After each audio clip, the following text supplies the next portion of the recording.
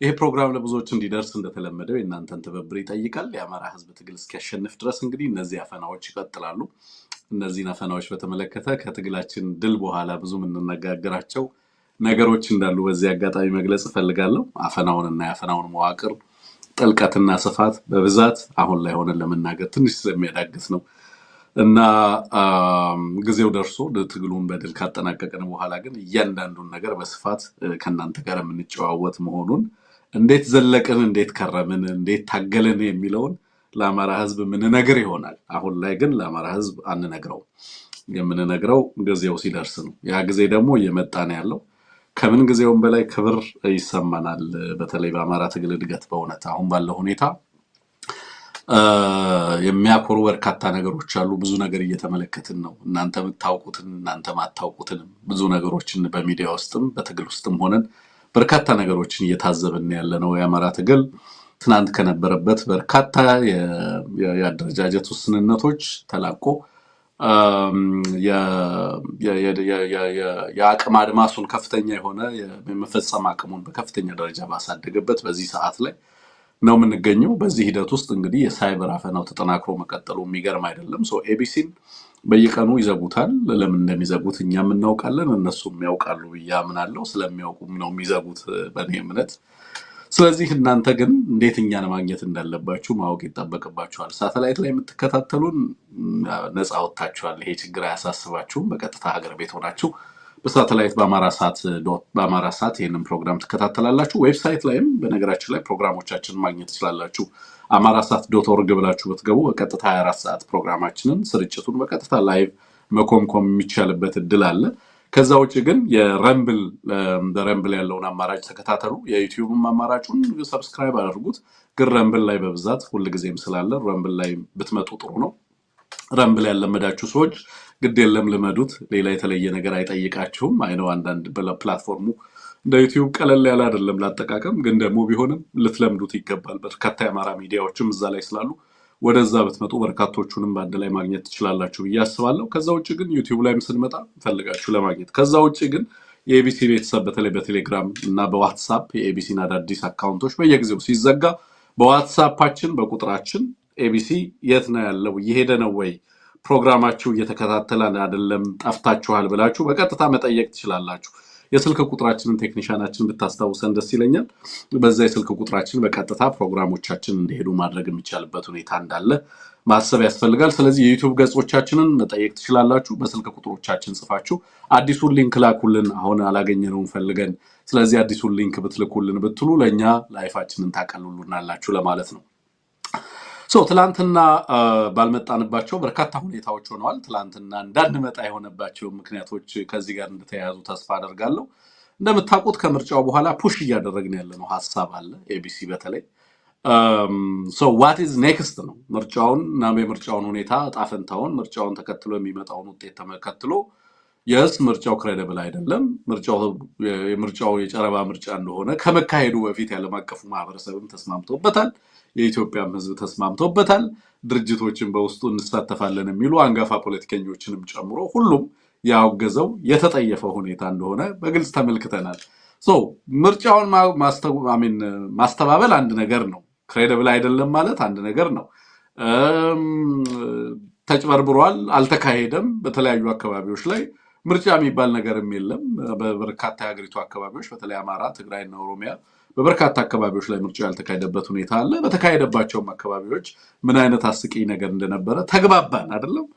ትልቁ ነገር በዚህ መግባባት ብቻ አይደለም። የዓለም አቀፉ ማህበረሰብም በዚህ ነገር ላይ በእርግጥ ወደ መተማመን መምጣት ከቻለ ቀጥሎ የሚሆነው ነገር ነው ለእኔ ማተር የሚያደርገው ነው። ስለዚህ እሱን አይዲያ እየገፋን ነበር የነበረው በጣም በከፍተኛ ደረጃ። ብልጽግና ያስጨነቀውም ነገር እሱ ይመስለኛል። በእኔ እምነት ሌላ የተለየ ነገር አይመስለኝም። ፑሽ እያደረግን ያለ ነው አማራጭ የፖለቲካ ሀሳቦች፣ አስተላለፎች መምጣት አለባቸው። ከብልጽግና ተርሞ አበቃ፣ ቅቡልነት ያለው ስርዓት በኢትዮጵያ ውስጥ አበቃ ማለት ነው። ስለዚህ ቀጥሎ ምንድን ነው የሚመጣው የሚለውን ነገር ማሰብ ያስፈልጋል የሚለውን ሀሳብ በተደጋጋሚ እየገፋን ያለንበት ሁኔታ ነው ያለው። እሱ ትንሽ ኮንፈርት እንዳልፈጠረ በብልጽግና ቤት ብልጽግና ተናደን በቃ ምርጫው ተጭበረበረ ግን ተካሂዷል ብለን እንድንቀበል ነበር የጠበቀው ይመስለኛል። ግን ያም አይሆንበት የታሪክ ምዕራፍ ላይ እንደምንገኝ በደንብ መናገር ያስፈልጋል። ያንን የሚቀበል አካል አይኖርም ኢትዮጵያ ውስጥ ከዚህ በኋላ ከብልጽግና ጋር እና ብልጽግና እንደ ኢትዮጵያ ህጋዊ መንግስት ለመውሰድ የሚችሉ አካላት በቀጥታ እንደ ብልጽግና የሚቆጠሩ መሆናቸውን በግልጽ ማስቀመጥና የትግሉን መስመር ለይቶ በሚገባ የተጠናከረ ትግል የተጠናከረ ፖለቲካዊና ዓለም አቀፋዊ እንቅስቃሴ ለማድረግ መዘጋጀት ያስፈልጋል የሚለው ነገር አንድ ነገር መሆኑን በትክክል ማስገንዘብ ስለሚያስፈልግ እሱን ሐሳብ በጣም ፑሽ እያደረግን ነበር የነበረው። በአንጻሩ በሀገር ቤት ያሉ የፖለቲካ ልሂቃን አንዳንድ ነገሮችን ሲናገሩ ሰምቻለሁ። ለምሳሌ ምናልባት ቴክኒሻናችን ልታስደምጠን ከቻልክ የዚህ የላኩልህ ይመስለኛል ቆይ ላኩልህም ያ እነዚህን ሁለት ቪዲዮዎች ታስደምጠናለህ። በተለይ በተቃዋሚው ጎራ የተሰለፉ የፖለቲካ ልሂቃን ኢትዮጵያ ውስጥ ምን አይነት ነገሮችን እየሰጡ እንዳሉ ምርጫውን በተመለከተ አሁን እንግዲህ ሁለት ታዛቢዎች ናቸው በዋናነት የኢጋር ታዛቢዎችና የአፍሪካ ህብረት ታዛቢዎች። አስቀድሞ እነማን እንደሚሆኑ ታዛቢዎቹና ምን አይነት የምርጫ አጠቃላይ ሁኔታውን የምርጫ ሂደቱን ግምገማ ሪፖርት እንደሚያቀርቡ አስቀድመን ተናግረናል። እነ ኡሁሩ ኬንያታ ናቸው ብለናል። እነ ኡሁሩ ኬንያታ ማን እንደሆኑ ምን ፈልገው እዛ ቦታ ላይ እንደመጡ እንዴት እንደመጡ በደንብ የምንገነዘብ ስለሆነ የተለየ ሪፖርት እንደማንጠብቅ በግልጽ ተቀምጧል። ግን ደግሞ በምርጫ ሂደቱም የተሳተፉ ኃይሎች በዚህ ይሄንን ምርጫ ያሯሯጡ ኃይሎች በስመ ተቃዋሚነትም የተሰለፉ ኃይሎች መጨረሻ ላይ ከምርጫ ሂደቱ በኋላ መግለጫ እንዲሰጡ በአገዛዙ ይደረጋሉ። መግለጫዎቻቸው በጣም ትሬቸረስ ናቸው። ህዝቡ በጣም በጥልቀት በማስተዋል ካልተከታተላቸው በስተቀር ሁለት አይነት ጨዋታ ሲጫወቱ እመለከታለሁ። በተቃዋሚነት ጎራ ካገዛዙ ጋር ተሰልፈው ምርጫ የሚያደርጉ በኋላ ላይ ምርጫውን ሂደት አንዳንድ ቦታ ላይ ለምሳሌ ያልተመዘገቡ ወይንም እንትን ያላሉ እዛ አካባቢ ላይ ካርድ ያልወሰዱ ሰዎች መጥተው ምርጫ ሰጥተዋል፣ ድምፅ ሰጥተዋል፣ 5 ሰዎች ተያዙ፣ 4 ሰዎች ተያዙ የሚሉ መግለጫዎች እንዲወጡ ሲደረግ እመለከታለሁ ብዙ ጊዜ ማለት ነው። ከዛ በኋላ አጠቃላይ ምርጫውንም ሂደት በተመለከተ ተቃዋሚ የሚባሉ ፓርቲዎችም እንደዚሁ ማኔጅድ ኦፖዚሽንስ የምንላቸው እኛ አገዛዙ የሚቆጣጠራቸው ግን በስመ ተቃዋሚነት ምርጫው ላይ የሚሳተፉ አካላት መግለጫ እንዲሰጡ ይደረጋል። መግለጫው ላይ የሚሰጧቸውን መግለጫዎች አይነትና ይዘት በጥንቃቄ መመርመር በጣም የተገባ ነው ብዬ ነው ማምነው። ኢትዮጵያ ውስጥ ለምን ፖለቲካችን ውጤት እንዳላመጣ፣ ለምን ህዝባችን ሁሉ ጊዜ በአገዛዙ ስልጣን ላይ ባሉ ኃይሎች እንደሚዘረፍ ድምፁን ፖለቲካዊ መብቶቹን ኤክሰርሳይዝ እንደማያደርግ፣ ለምን እንደማይመርጥና እንደማይመረጥ የኢትዮጵያ ህዝብ በድምፁም ምንም ማድረግ የማይችል ብቸኛው የአፍሪካ ህዝብ እንዲሆን የተደረገበትን ምክንያት በደንብ ማንሳት እንችላለን ብዬ ነው የማስበው። በተለይ ደግሞ በተቃዋሚ ስም የሚሰለፉ አንዳንድ ሰሞን ወጥተው ተቃዋሚ መስለው ለምሳሌ በህዝቡም ዘንድ እንዴት እንደዚህ አይነት ንግግር ይነገራል፣ እንዴት መንግስት ዝም አላቸው ምናምን የምንላቸው ግለሰቦች አሉ።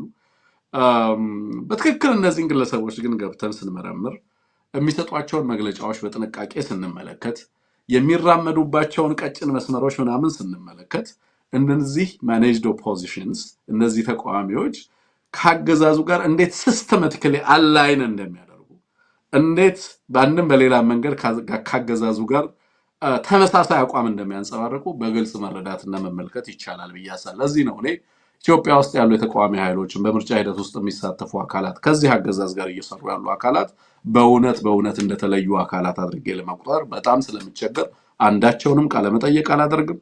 ካንዳቸውም ጋር በምንም አይነት መንገድ እንደ ተቃዋሚ ኃይሎች ኢትዮጵያ ውስጥ ለውጥ ይመጣል በምርጫ ሂደት ብለው ምርጫን ለማሳካትና በምርጫ ሂደት የኢትዮጵያ ህዝብ መብት ይጠበቃል ብለው ጥረት የሚያደርጉ ሰዎች በእርግጥም በአንድም በሌላ መንገድ ካገዛዙ ጋር አስበውትም ይሁን ሳያስቡት አላይን የሚያደርጉ እንደሆኑ ተመልክቻለሁ በተደጋጋሚ። ባለፉት በርካታ ዓመታት በኢትዮጵያ የምርጫ ሂደት ውስጥ የሚሳተፉ አካላት አብዛኞቹ ኮኦፕት የተደረጉ ናቸው። 50 700 ፓርቲ ቢመጣ አብዛኞቹ ፓርቲዎች ውስጥ ያገዛዙን ድምጽ የሚያስተጋቡ ለአገዛዙ ፍላጎት ያደሩ ግለሰቦች በተለያየ መንገድ እንዳሉ ገነዘባለሁ። በዛ ውስጥ ጄኒውን ግለሰቦች የሉም ማለት አይደለም፣ ግን ፓርቲዎቹ አንዳቸውም ኮኦፕት ሳይደረጉ በነፃነት እንዲንቀሳቀሱ የሚፈቀድላቸው አለመሆናቸውን መገንዘብ ያስፈልጋል ብዬ ነው ማስበው። ለማንኛውም በርካቶቹን ተመልክቻቸዋለሁ። ከምርጫው ሂደት በኋላ የሰጡቸውን መግለጫዎች እየተመለከትኩ ነው ያለሁት። ስትራይክ ያደረጉኝ በጣም ጥቂቶቹን ግን ላሰማችሁ። ለምሳሌ እዚህ ጋር አንድ ወንድማችን ለምሳሌ መግለጫ ሲሰጥ ተመልክቼዋለሁ ዛሬ። በመግለጫ ውስጥ ግለሰቡን ዲስከስ ማድረግ አይደለም የምፈልገው። በመግለጫ ውስጥ የተመለከትኩት ነገር ግን አጠቃላይ የሄዱበትን ሂደትና እነዚህ በተቃዋሚነት ተሰልፈው የነበሩ ፓርቲዎችን ትክክለኛ ባህሪ እንድገነዘብ ያደርገኛል ብዬ ስለማምን ነው። ለምሳሌ እዚህ ጋር የሚያነሳቸውን ነገሮች ልስማ። ተስፋን ሰንቀን ሰላምን ናፍቀን በሰላም የሚጠናቀቀው ነገር ለነገ የዴሞክራሲ መንገድ፣ ለነገ መተማመን፣ ለነገ አንድነት፣ ለነገ አብሮነት መሰላል የሚሆን ሌጋሲ ጥሎ አልፏል። አሁን ያለው መንግስት እስከ መስከረም ባለው አዲሱ መንግስት እስከሚመጣ ድረስ ባለው ሀገሪቱ ውስጥ ያለ የሰላም ጦታ አሁን ትልቁ እዚህ ጋር ሁለት ነገር ነው የሚያነሳው። ሶሪ ይቅርታ ቴክኒሻናችን፣ ሁለት ነገር ያነሳል። በአንድ በኩል አሁን የተካሄደበት ምርጫ ለሀገሪቱ ትልቅ የምርጫ ሌጋሲ ጥሎ አልፏል ነው የሚለው። አሁን የተካሄደው ምርጫ ለኢትዮጵያ የምርጫ ሂደት ቀጣይ ለሚኖረው የዴሞክራሲያዊ ሂደት ትልቅ ሌጋሲ ጥሏል፣ ትልቅ መደላደል ፈጥሯል ነው የሚለው። ይሄ ነው በጣም ለኔ ማይንድ ቦግሊንግ የሆነብኝ ጉዳይ የሚሆንብኝ ሁልጊዜ ግራ የሚገባኝ ነገር ይሄ ነው። ማለት ኢትዮጵያ ውስጥ ኢንስቲትዩሽናል ክሬዲቢሊቲ እና የምርጫ ጣፈንታ እና ፖለቲካ የሞተበት ቀን ነው ለኔ። የኢትዮጵያ ሕዝብ በአደባባይ ፖለቲካዊ መብቶቹን የተዘረፈበት ቀን ነው። ይሄ ምርጫ ሂደት ተብሎ የተካሄደው ድራማ ኢትዮጵያ ዳግም ምርጫን ለማካሄድ የሚያስችል በፖለቲካ ልሂቃን መካከል የጋራ መግባቢያት ወይንም አትሊስት ማኔጀብል የሆነ ሌቭል ኦፍ ኮንሰንሰስ ላይ መድረስ የሚቻልበትን እድል ያጠፋ እንድ ከዚህ በኋላ ሰዎች ምርጫን ትረስት እንዳያደርጉ ያደረገ ራሱ ምርጫ በሚባለው ሂደት ላይ ጥያቄ እንድናነሳ በራሱ የምርጫ ተፈጥሮ ላይ ራሱ በእርግጥ ለመምረጥ ብቁ ነው ወይ? ሀገሪቱ ተቋም አላት ወይ? ከዚህ በኋላ ፋይዳ አለው ወይ ምርጫ የሚል ሂደቱ ላይ በራሱ ጥያቄ እንድናነሳ ያስቻለ እንጂ ለቀጣይ ምርጫዎች ዲሞክራሲያዊ መደላደልን የፈጠረ አይደለም። ግን መተው ህዝቡን እንዴት ህዝቡን አሁን ይሄ ህብረተሰቡን ለማደንዘዝ የሚነገሩ አመለካከት እንትኖች ናቸው። ኦኬ ሶ ምርጫው የምንፈልገውን አይነት ውጤት አላመጣንም። የኢትዮጵያም ህዝብ የሚፈልገው ነገር አልሆነም። ግን ሰላምን ስለምንወድ ሰላም ወዳድ ስለሆንን እኛ ኢትዮጵያውያን ምርጫውም ለቀጣይ ምርጫዎች ጥሩ መደላደል የፈጠረ ስለሆነ በዚህ ልንበረታታ ይገባል ብለውን ይመጣሉ። ደግሞ ይሄንን ስትናገር ማን እንደሆንክ ይገባኛል። እኔ በግልጽ ከማን ጋር እንደተሰለፍክ በግልጽ ይገባኛል። ሶማሊያ ውስጥ በኋላ ላይ ማነሳውን ነገር ሰሙታላችሁ። ፕሬዝዳንቱ በአንድ ዓመት ማርች ላይ ኮንስቲቱሽናል አሜንድመንት አድርጎ የፕሬዝዳንቱን ተርም በአንድ ዓመት አራዝሞ ተርሙ ሜይ 15 ላይ አልቆ ግን ደግሞ በአንድ ዓመት አራዝሞ የምርጫ ሂደቱንም እቀይራለሁ ብሎ በፓርላማው እና የፓርላማ ሂደትን ተከትሎ የህገ መንግስት ሪፎርም አድርጓል። ዛሬ ሶማሊያ ውስጥ ግን ሞቃዲሾ ምን ውስጥ እንዳለ ደውላችሁ መጠየቅ ወይንም ደግሞ ኢንተርኔት ብራውዘር አድርጋችሁ መጠየቅ ማየት ትችላላችሁ። ኢትዮጵያ ውስጥ እንደዚህ አይነት ነውር ተፈጽሞ ተቃዋሚ ነን የሚሉ የፖለቲካ ልሂቃን መተው የኢትዮጵያ ህዝብ ላይ እኔ አገዛዙ ከሚያደርስብን ስብራት በላይ በእርግጥም ኢትዮጵያ ውስጥ የገባኝ ነገር በፖለቲካ ተቃዋሚነት ጎራ ተሰልፈው ህዝባችንን ሲያደነዝዙ በዛም የራሳቸውን ሚና ሲጫወቱ የምመለከታቸው ልሂቃን በኢትዮጵያ ፖለቲካ ላይ ከባድ ደባ ፈጽመዋል ባይ ነኝ። የኢትዮጵያ ህዝብ እንዳያውቅ ያደረጉት እነዚህ ናቸው ባይ ነኝ። የኢትዮጵያ ህዝብ እንዲጠቃ የሚያደርጉት እንዲህ አይነት ልሂቃን ናቸው ባይ ነኝ። የኢትዮጵያ ህዝብ እንዲዘረፍ ፖለቲካዊ መብቶቹን በሀገሩ ላይ ወሳኝ ህዝብ እንዳይሆን ያደረጉት እንዲህ አይነት ልሂቃን ናቸው ባይ ነኝ። ፓርቲያችን እንዳይሰረዝ ነው ምርጫ የተወዳደር ነው የሚሉ ልሂቃን የኢትዮጵያ የፖለቲካ ተቃዋሚ ኃይሎች ተብለው መቀጠላቸው ያሳፍራል እንደ ሀገርና እንደ ህዝብ። ፓርቲያቸው ከኢትዮጵያ ህዝብ ህልውና በልጦባቸው ፓርቲያቸው ኢንድ በራሱ ሆኖባቸው ግብ ሆኖባቸው ፓርቲያቸውን ማስቀጠል የሞት ሽረት ትግል የሆነባቸው የፖለቲካ ልሂቃንን ፖለቲከኞች ብላ ኢትዮጵያ እንደ ፖለቲከኞች ትቆጥራለች።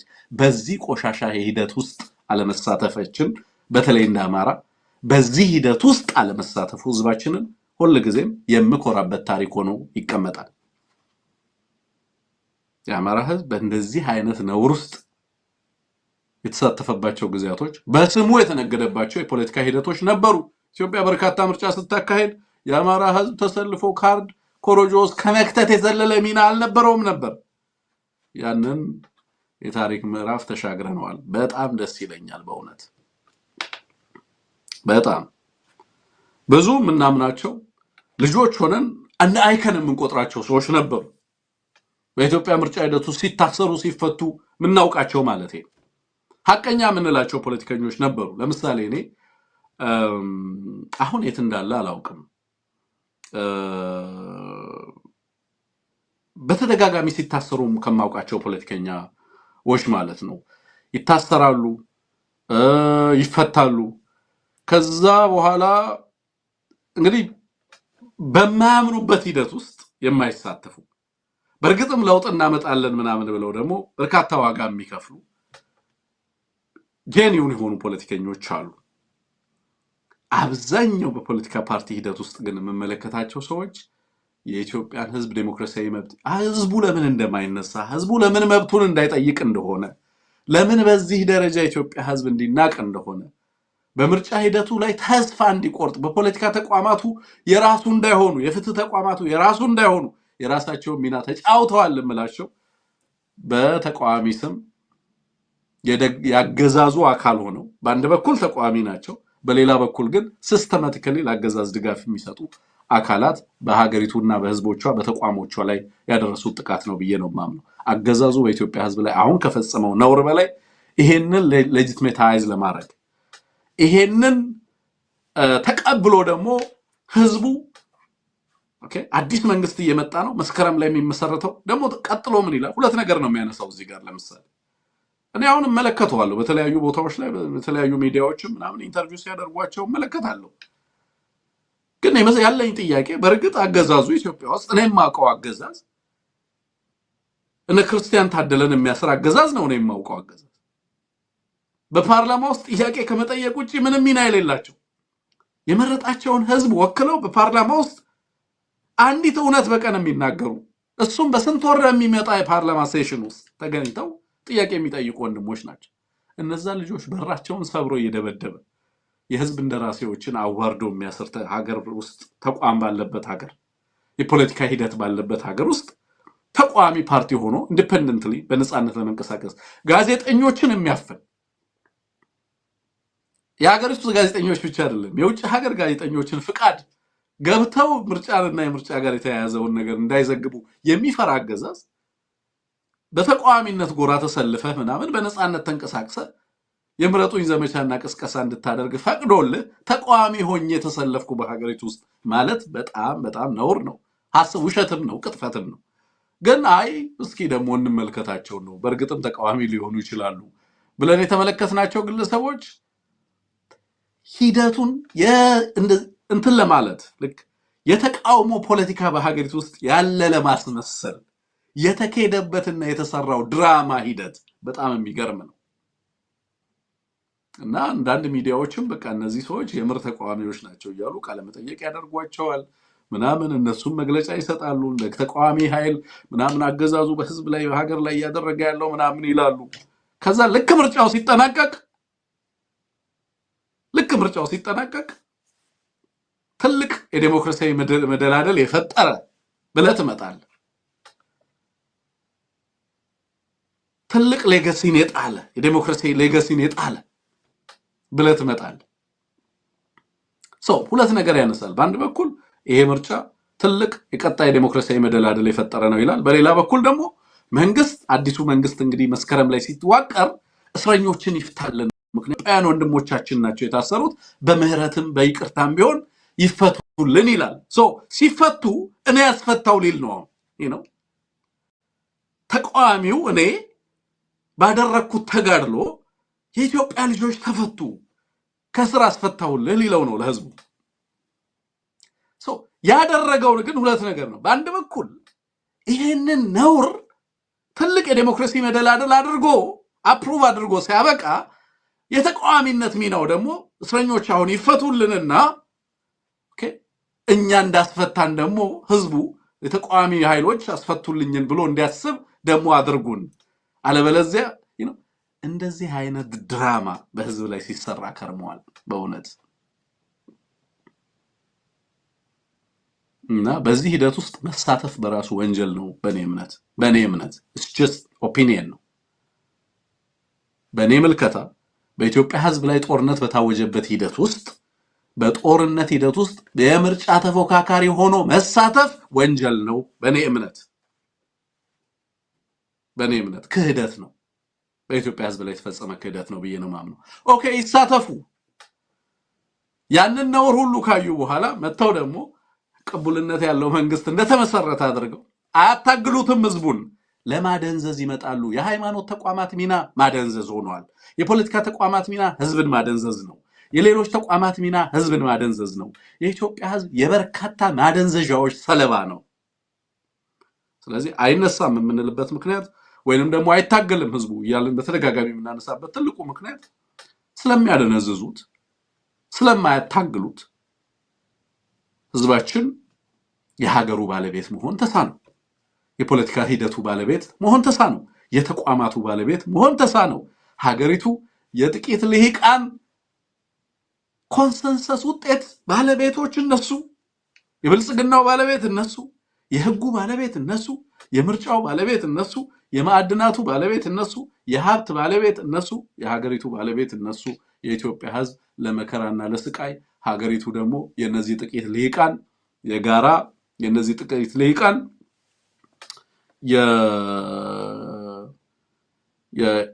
ምንድነው ኢንተርፕረነርስ ኦፍ ኮርሽን የስቃዩ ኢንተርፕረነር ሆነው በኢትዮጵያ ህዝብ ስቃይና መከራ እነሱ እድሜያቸውን ያራዝማሉ። ተቃዋሚ ሆኖ መቀጠል አዋጭ ነው ሀገሪቱ ውስጥ ማለት ነው because managed opposition ነህ፣ ጥበቃ አለ፣ አትጎዳም። ምርጫ የሚመጣ ሰሞን የመጀመሪያዎቹ ወራት ምናምን ነገር ላይ በምርጫ ክርክር ሂደት ላይ ወደብ አስመልስልሃለሁ ምናምን ትላለህ። ህዝቡ ላይ የብሔር ፌደራሊዝሙን አጠፋልሃለሁ እንደዚህ ገባ ትላለህ። ከዛ በኋላ ልክ ምርጫው ሲያልቅ ለዛ ላገዛዙ እውቅና ትሰጣለህ። ከዛ ወደ ንግድ ስራ ትመጣለህ። በምርጫ ሂደት ውስጥ ጥሩ አጃቢ ስለነበርክ የንግድ እንቅስቃሴ ላይ ድጋፍ ይደረግልሃል። ካገዛዙ ጋር ባርጌን የምታደርግበት ቺፕ ነው ኢሌክሽን። በምርጫ ሂደት ውስጥ መሳተፍ ጥሩ ጎበዝ ነጋዴ ያደርጋል። የኢትዮጵያን መብት አታስጠብቅም። የራስህን ኑሮ ግን መደላደል ትፈጥራለህ። በሂደቱ ከተሳተፍክ የንግድ ፍቃድ ታገኛለህ። በንግድ ሂደት ውስጥ ምናምን ይሳለጥ። አብዛኞቹ ነጋዴዎች ናቸው። ጀነራሎቹ ነጋዴዎች ናቸው። ፖለቲከኞቹ ነጋዴዎች ናቸው በተለያየ መንገድ እና ክሬዲብል የሆነ የምርጫ ተቋም ሂደት በሀገሪቱ ውስጥ ልክ ትልቅ ሌጋሲ ጥሎ እንዳለፈ የአሁኑ ምርጫ ትልቅ ሌጋሲ፣ የነውር ሌጋሲ እኛ ኢትዮጵያውያን የምርጫ ሂደትን ሳይሆን ምርጫን ራሱ ኩዌስችን እንድናደርግ ያደረገ ነው። በነገራችን ላይ the very nature of ምርጫ በራሱ በዚህ ሀገር ፖለቲካ ውስጥ ከዚህ በኋላ እጣ ፈንታው ምንድነው? ስለ ተቋሙ እውቅና ይሰጣል። እዚህ ጋር መጥቶ ለምሳሌ ምርጫ ቦርድ ያደረገልን እንደው ቃላት ያጥረኛል ሲል ትሰማዋለህ። እስኪ ያሰማል። እሱን ቴክኒሻናችን ውስጥ ያለ እስከዛሬ ያልተፈታ ችግር አለ። እስከዛሬ የታሰሩ ወንድሞቻችን አሉ፣ እህቶቻችን እስከዛሬ በእስር ቤት ውስጥ ያሉ አሉ። እነሱን እንዲፈታልን ትናንት ያነሳነውን ጥያቄ ዛሬም አንግበን እንሄዳለን። እነዚህ ወንድሞቻችን ኢትዮጵያውያን ናቸውና መንግስት በይቅርታም ቢሆን ፈቶ እነዚህ ወንድሞቻቸው እህቶቻችን ከቤተሰቦቻቸው ጋር እንዲውሉ መንግስትን አሁንም አበክረን እንጠይቃለን። አበክረው ይጠይቃሉ። ምርጫ ቦርድን በተመለከተ ደግሞ ለተቋማቶቹ እውቅና ሲስተማቲካሊ እውቅና ሲሰጥ ተመልከቱት። ቀን ምርጫ ቦርድ ምን ሲያደርግ እንደነበረ ህዝቡ የሚያውቀው ነው። ይሄ ምርጫ ቦርድ የማን እንደሆነ ለማን እንደሆነ በግልጽ የተመለከትነው ነው ባለፉት ሂደቶች ውስጥ። አሁን ምርጫ ቦርዱን ትመጣና እውቅና ትሰጠዋለህ። የምርጫውን ሂደት እውቅና ትሰጠዋለህ። ከዛ በኋላ ለሚቀጥለው ምርጫ ደግሞ መደላደልን የፈጠረ ዲሞክራሲያዊ መደላደልን የፈጠረ ብለህ ከዛ ሲስተማቲካሊ ለአገዛዙ ድጋፍ ትሰጣለህ። ተቃዋሚዎች ናቸው እኮ እነዚህ ሰዎች። they were supposed to be in court እኮ። ይሄ በሀገሪቱ ውስጥ የተደረገው ነውር ፍርድ ቤትም ያስገትር ነበር አይደለም? የህዝብ ድምፅ ተዘርፏል። ሀገሪቱ ባልመረጠችበት ሁኔታ አገዛዙ ተመርጫለሁ ብሏል። ያለ ታዛቢ ያለ ምርጫ ኮሮጆ ራሳቸው እየሞሉ በማህበራዊ ሚዲያ እስኪዘዋወር ድረስ ያንን ነውር ያስተዋልንበት የምርጫ ሂደት በፍጹም ቅቡልነት ሊያገኝ አይገባም ብለው ፍርድ ቤት እና ፍርድ ቤትን አስገድደው ይሄንን ውጤት ተቀልብሶ ሀገሪቱ ጄኒውን ወደሆነ የምርጫ ሂደት ውስጥ እንድትገባ ማስገደድ ይገባቸዋል ብለህ የምታስባቸው የፖለቲካ ልሂቃን መጥተው ከምርጫው በኋላ ለምርጫ ቦርዱ እውቅና ሲሰጡ ለምርጫ አስፈጻሚው መንግስት እንግዲህ መስከረም ላይ መንግስትነት ሲመሰርት አዲስ መንግስት ሲመሰርት ይሄንን እስረኞችን ቢፈታልን በምህረትም ቢሆን ቢፈታልን ምክንያቱም ኢትዮጵያውያን ስለሆኑ እያልክ ትከራከራለህ ማለት ወይንም ደግሞ እንደዚህ አይነት ነገር ታቀርባለህ። እስኪችን እንስማት፣ ስለ ምርጫ ቦርድ የሚያነሳትን እንስማት። ቅሬታዎችን በመፍታቱ በኩል ያደረገልንን አስተዋጽኦ በቀላሉ አላየውም። ትልቅ አስተዋጽኦ ነው፣ ረድቶናል። በሎጂስቲክ እኛን በማገዝ ብቻ አይደለም፣ ጉልበት፣ እውቀት፣ ገንዘባቸውን በእውነት ሰውተው ቅዳሜና እሁድ ሳይቀር የእኛን ጥያቄዎች የበርካታ ፖለቲካ ፓርቲዎችን የየቀበሌ ችግር ለመፍታት ከመጀመሪያው የውድድር ቀን ከመጀመሪያው የፉክክር የቅስቀሳ ስራ ጀምሮ እስካሁን እስከ ድምፅ አሰጣጥ ስነ ስርዓቱ ድረስ ምርጫ ቦርድ ያደረገልንን ነገር በእውነት ይሄ ነው አልልም። ከልብ በኢትዮጵያ ሰፊ ህዝብ ስም በኢትዮጵያ ሰፊ ህዝብ ስም ያመሰግነዋል። የኢትዮጵያ ህዝብ የኢትዮጵያ ሰፊ ህዝብ ስሙንም ፕሮቴክት ማድረግ አይችልም። በእኔ ህዝብ አታመሰግንም፣ በእኔ ስም አታመሰግንም ማለት አይችልም። በኢትዮጵያ ሰፊ ህዝብ ስም እሱ የኢትዮጵያ ሰፊ ህዝብ ወካይ ሆኖ ስለ ግለሰብ አላውቅም። እኔ በነገራችን ላይ ስለ ግለሰቦቹ አላውቅም፣ ስለ ስራቸው ነው የምናገረው። አሁንም ከዚህ ንግግር በመነሳት ነው ይሄንን የምናገረው። አይ ዶንት ማይንድ ማን ሆነ እውነት ለመናገር እሱ አይደለም የሚያስጨንቀኝ፣ ግን በህዝቡ ላይ የሚሰራው ደባ በጣም ያሳዝናል፣ በጣም ያማል። በኢትዮጵያ ሰፊ ህዝብ ስም መጥቶ ምርጫ ቦርድን እያመሰገነ ነው። ምን ስላደረገለት? ሎጂስቲክስ ስላቀረበለት። ኤንድ የምርጫ ቦርድ ሂደት ሎጂስቲክስ ማቅረብና በየቀበሌው እንትናኮ እንደዚህ ያደረገ እንትን እንዳናስገባ ከለከለን። አይ አስገቡ፣ ደወል፣ ተፈታ ችግራችን። የምርጫ ቦርዱ ሂደት የኢትዮጵያ ህዝብን በተመለከተና የመጣው የምርጫ ውጤት ነበር ለፖለቲከኞቹ ትልቁ ጉዳይ። ሂደቱ ላይ ስለቀረበለት ሎጂስቲክስ ያመሰግናል መጥቶ። የኢትዮጵያ ህዝብ ምርጫ ቦርድን እንዲዳኝ የሚፈለገው በገለልተኛ ተቋምነቱና በሀገሪቱ ፖለቲካ እጣ ፈንታ ላይ ጋይስ፣ ይሄ ጉዳይ የኢትዮጵያ እጣ ፈንታ ጉዳይ ነው። ምርጫ የሎጂስቲክስ አቅርቦት ጉዳይ አይደለም። የምርጫ ቦርድ ጉዳይ it's about the future of the state። ስለ ሀገረ መንግስቱ ቀጣይነት ነው የምናወራው። ምርጫ አሁን የኢትዮጵያ ህዝብ በቀደም ብየዋለሁ፣ የአርሰናል ጉዳይ አንገበገበውን ያህል ለምርጫ ቢንገበገብ ኖሮ የኢትዮጵያ ህዝብ አሁን የሚኖረውን ኑሮ አይኖርም ነበር። እኔ አርሰናል ደጋፊ ነኝ። ከልጅነቴ ጀምሮ ኳስ ወዳለው፣ ኳስ ይጫወታለሁ። እንደውም ከማየው ኳስ ይልቅ የሚጫወትበት ጊዜ ይበልጥ ነበር። በጣም ኳስ ወድ ነበር። አሁንም እመለከታለሁ ኳስ። ኢትዮጵያ ውስጥ ያየሁት ማድነስ ግን is beyond me።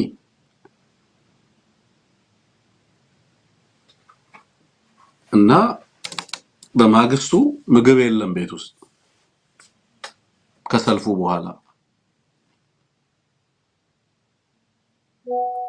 አደባባዩን ካጥለቀለከው በኋላ ሀገር የለህም፣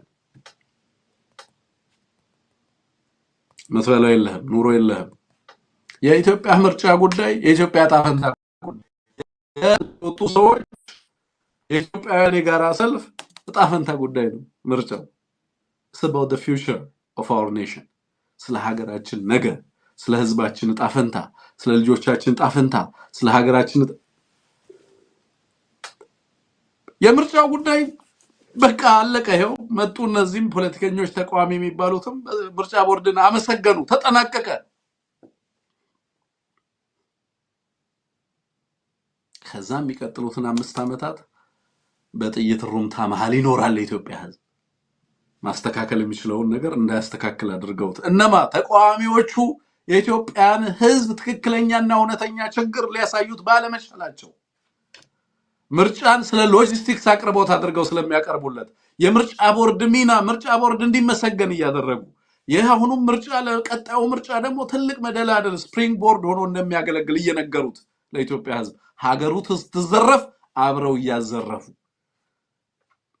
የጠፋብህን በሬ የሚያፈላልግህ ሌባ እንድታገኘው አያደርግህም እና የጠፋብንን በሬ የሚያፈላልጉን ማለት ነው። ሰርቀው የደበቁን አካላት ስለ ምርጫ ቦርድም ምስክርነት ሊሰጡ ይመጣሉ። ስለ ምርጫውም ሌጂቲሜሲ ሊነግሩን ይፈልጋሉ። ከዛ ነገ በተቃዋሚ ጎራ ላይ የተከበሩ ገሌ ተብለው ደግሞ አሁንም ይጠራሉ፣ ንግግር ያደርጋሉ። የኢትዮጵያን የምርጫ ሂደት የሚገሉት እንደነዚህ አይነት ሰዎች ናቸው። የኢትዮጵያን ህዝብ ተስፋ የሚገሉት እንደነዚህ አይነት ሰዎች ናቸው። አውቀውትም ይሁን ሳያውቁት ለኔ አለመሳተፍ ተገቢ ነው። በእንደዚህ አይነት ሂደትና በእንደዚህ አይነት ታሪካዊ ኃላፊነትን ለመወጣት ዝግጁ ካልሆንክ መሳተፍ የለብን። አላምንበትም። ሂደቱ ክሬዲብል አይደለም። እውነተኛ ውድድር የለም። ህግ የለም። መደላድሉ የለም። ተቋማቱ የሉም። ጥበቃው የለም። በወታደር ታጅቦ በሚመረጥበት ሂደት ውስጥ በጦርነት ሂደት ውስጥ ኮሮጆ የሚሞላው በታጠቁ ኃይሎችና በሚሊሻዎች በሆነበት ሂደት ውስጥ የዛ ምርጫ ሂደትና ተሳታፊ ሆኖ መገኘት ለኔ በሀገር ላይ የተፈጸመ ክህደት አካል ነው። ስለዚህ ተባብረሃል በጥፋት ውስጥ ሚና አለህ ነው ብዬ ማሰብ እና ግን ድራማው ያስገርመኛል። ልክ አይ ጥረት አድርገዋል ለዲሞክራሲ ሂደት ግንባታ የራሳቸው ሚና ተወጥተዋል ሲባል ስለምሰማ ነው። እኔ ድንቄም ዲሞክራሲ ድንቄም መደላደል ነው የምለው። ኢትዮጵያ ውስጥ በእርግጥም ፖለቲካ ሞቷል። በእርግጥም የፖለቲካ ተቋማቱ ይሄንን ፍትሃዊ ውድድር ለማድረግ የሚያስችሉ አይደሉም። ባለፉት የለውጥ ሂደቶችም እነዚህን ሪፔር ለማድረግ አልተሞከረም። ተቋማቱን እንዳሉ ነው ኢንሄሪት ያደረገው አብይ አህመድ። የፖለቲካል አርኪቴክቸሩ ዲዛይን የተደረገው የኦፕሬሽን ኢንስትሩመንት ሆኖ እንዲቀጥል፣ የሴኩሪቲ ተቋማቶቹ የደህንነት ተቋማቶቹ የተዋቀሩት የኢትዮጵያን ህዝብ መጨቆኛ ሆነው ህዝብን ማጥቂያና መግደያ ማሽነሪ ሆነው እንዲቀጥሉ የተደረጉ ናቸው። እነዛው ጀነራሎች፣ እነዛው ምርጫ አስፈጻሚዎች፣ እነዛው ፓርቲዎች ናቸው የቀጠሉት። የተቀየረ ነገር በሀገሪቱ ውስጥ የለም። ለኢትዮጵያ ህዝብ የማይነግሩት እውነት እሱን ይመስለኛል። በዛ ሂደት ውስጥ ስለ ምርጫ ማውራታችን የሚገርም ነገር ቢሆንም ግን ደግሞ ከምርጫው በኋላ እንግዲህ ከነውሩ በኋላ ነውሩን ህዝባዊ ቅቡልነት እንዲያገኝ ደግሞ የሚደረገው ጥረት ሌላ አሳፋሪ ሆኖ የቀጠለ ጉዳይ መሆኑን በዚህ አጋጣሚ ላንሳ ብዬ ነው። ወደ ቀጣዩ ጉዳያችን እናልፋለን። ወደ ቀጣዩ ጉዳይ ማልፈው የኢትዮጵያን ኦርቶዶክስ ቤተክርስቲያን እና በአርሲ ያለውን ግድያ በተመለከተ ከትላንት ወዲያ አንድ ሐሳብ አንስቼ ነበር። ያም ሐሳብ ዩቲዩባችን እንዲዘጋ ካደረጉ ምክንያቶች አንደኛው ነው። ያነሳነው ነገር የኢትዮጵያን ህዝብ የሚታደግ ክርስቲያኑን የሚታደግ ተቋም የለም ሀገሪቱ ውስጥ። የኢትዮጵያ ኦርቶዶክስ ቤተክርስቲያን ምዕመናኖቿን መታደግ የምትችልበት አቅም የላትም። ራሷንም ከጥፋት የምትታደግበት አቅም የላትም። ራሷ ካፕቸርድ የተያዘ ተቋም ነች። ኦኬ፣ የቤተክርስቲያኗ ህልውና በራሱ አንገቷን ባነቁ ሰዎች እጅ ውስጥ የገባበት መዳፍ ውስጥ የገባበት አሳዛኝ ታሪካዊ ሁኔታ ውስጥ ነው ያለነው እና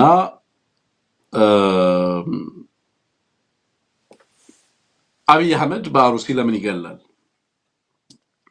በአርሲ የሚገኙ ክርስቲያኖች ከሌሎች ክርስቲያኖች ስለሚለዩ ነው ወይ የሚገደሉት?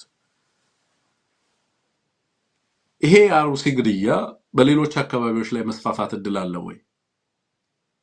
በቀጣይ ወዴት አካባቢዎች ይስፋፋል? በዚህ ግድያ ላይ በቀጥታ ተሳታፊዎች እነማን ናቸው? በዚህ ግድያ የመንግስት ሚና ምንድን ነው? በዚህ ግድያ ማን ያተርፋል? በዚህ ግድያ ማን ይከስራል? በዚህ ግድያ ዓላማውና የግድያው አስፈጻሚ አካላት ግድያው ከደረሰ በኋላ ለምን ተመሳሳይ ኮንሰርን ሊሰማቸው አልቻለም? ኢትዮጵያውያንን ለምን በኩል ሊያስጨንቃቸው አልቻለም? ለምን የጋራ ጥቃት አልሆነም? ለምን እንዲድበሰበስስ ይደረጋል? የኦሮሚያ ክልላዊ መንግስት ነኝ እያለ የሚጠራው የሽብር ቡድን የሰጠውን መግለጫ ሰምቻለሁ። በመግለጫው ላይ የክልሉ መንግስት በቀጥታ ግድያውን ያገናኘው የምርጫ ሂደቱን ሊያደናቅፉ ከፈለጉ አካላት ጋር አገናኝቶ እነዚህ አካላት ይሄንን ግድያ ስለመፈጸማቸው አንስቷል። በእኔ እምነት ቅጥፈት ነው፣ ሌብነትና ቅጥፈት ነው። ምክንያቱም ከምርጫው ጋር የሚያገናኘው ነገር የለም። ምርጫው ከመካሄዱም በፊት ግድያው አለ፣ በሚካሄድበትም ዕለት ግድያው አለ፣ ከምርጫውም በኋላ ግድያው አለ፣ ነገም ግድያው ይኖራል። እናስቆመዋለን ግድያውን? ማንም ያስቆመው? ነገስ እንዳይሆን ማድረግ እንችላለን? አንችልም። ከዚህ በፊትም ከምርጫው በፊትም የምርጫው ዕለትም ከምርጫው በኋላም ከምርጫው ጋር ኢንፋክት ከምርጫው ጋር የሚገናኝ ጉዳይ አይደለም። የክርስቲያኖች ግድያ ከምርጫው ጋር የሚገናኝ አይደለም። እንደነዚህ አይነት ሁለት የማይገናኙ ቫሪያብሎችን ስታቲስቲሽያኑ ሁለት የማይገናኙ በምንም መንገድ ሪሌት የማያደርጉ እነዚህ ሁለት ቫሪያብሎች ናቸው። አንደኛው ሌላኛውን አፌክት አያደርገው። ምንም አይነት ኮዛል ወይንም ኮሪሌሽን ሪሌሽንሺፕ በሁለቱ መካከል የምክንያት ቁርኝት ወይንም ሌላ ዝም ብሎም ይሁን በምርጫውና በግድያው መካከል ምንም አይነት የሩቅ ግንኙነትም የለም። ለመንግስት የሚጠቅመው ለአገዛዙ ግን የሚጠቅመው ከምን ጋር ብታገናኘው ነው? ከምርጫው ጋር ብታገናኘው ነው። ከምርጫው ጋር አገናኝተው ለዓለም አቀፉ ማህበረሰብ ምርጫውን ለማደናቀፍ የሄዱ አካላት ክርስቲያኖችን ገደሉ የሚለው ናሬቲቭ ይዘህ መምጣት አለብን። ምክንያቱም እሱ ያዋጣል። ስለዚህ ከዚህ በፊት እዛ ቦታ ላይ የሚገደሉት እሱ ለምርጫው ቅድመ ዝግጅት ሲደረግ የተገደሉ ናቸው። የእነዚህን ምን ለየት ያደርገዋል? በምርጫው ዕለት በመገደላቸው ለየት ያደርገዋል። ዓላማው ምርጫውን ለማስተጓጎል ነው ብለህ ትናገራለህ። በቀጥታ ድል ማን አደረገ? ምርጫው መካሄዱ ድል ሆነና ተመዘገበ። የእነዚህ ሰዎች ሞት ግን ምርጫውን አላደናቀፈም ብሎ መንግስት በዚህ ሞት ላይ አገዛዙ መጥቶ ምን አለ? ምርጫውን በማሸነፍ የእነሱን የግድያ ሴራ አለፍኩት አለ መጥቶ። በክርስቲያኖች ሞት ላይ ማን አሸነፍኩ አለ? መንግስት ወይንም አገዛዙ። መንግስት የሚለውን ቃል መጠቀም አልፈልግም። አይ ቲንክ አይ ሃቭ ቱ ራሴን እንዲረሳው ማድረግ መቻል አለብን። ይሄ ከኢትዮጵያውያን ስነ ልቦና ውስጥ የሚመነጭ ካስተሳሰባችን የሚቀዳ ይመስለኛል። because it controls everything መንግስት እንለዋለን። ገዳያችንን መንግስት እያልን የምንጠራ ህዝቦች ነን በነገራችን። አሁንም ብፁዕ አባታችንንም መግለጫ ሰምቻለሁ። በምን አይነት ህመም ውስጥ እንዳሉ ገነዘባለሁ። አባታችን ሁሌም አውቃለሁ በምን አይነት ህመም ውስጥ እንዳሉ። ባለፉት 8 ዓመት ለሳቸው ፈታኝ ወቅት እንደሆነ አውቃለሁ። በእውነት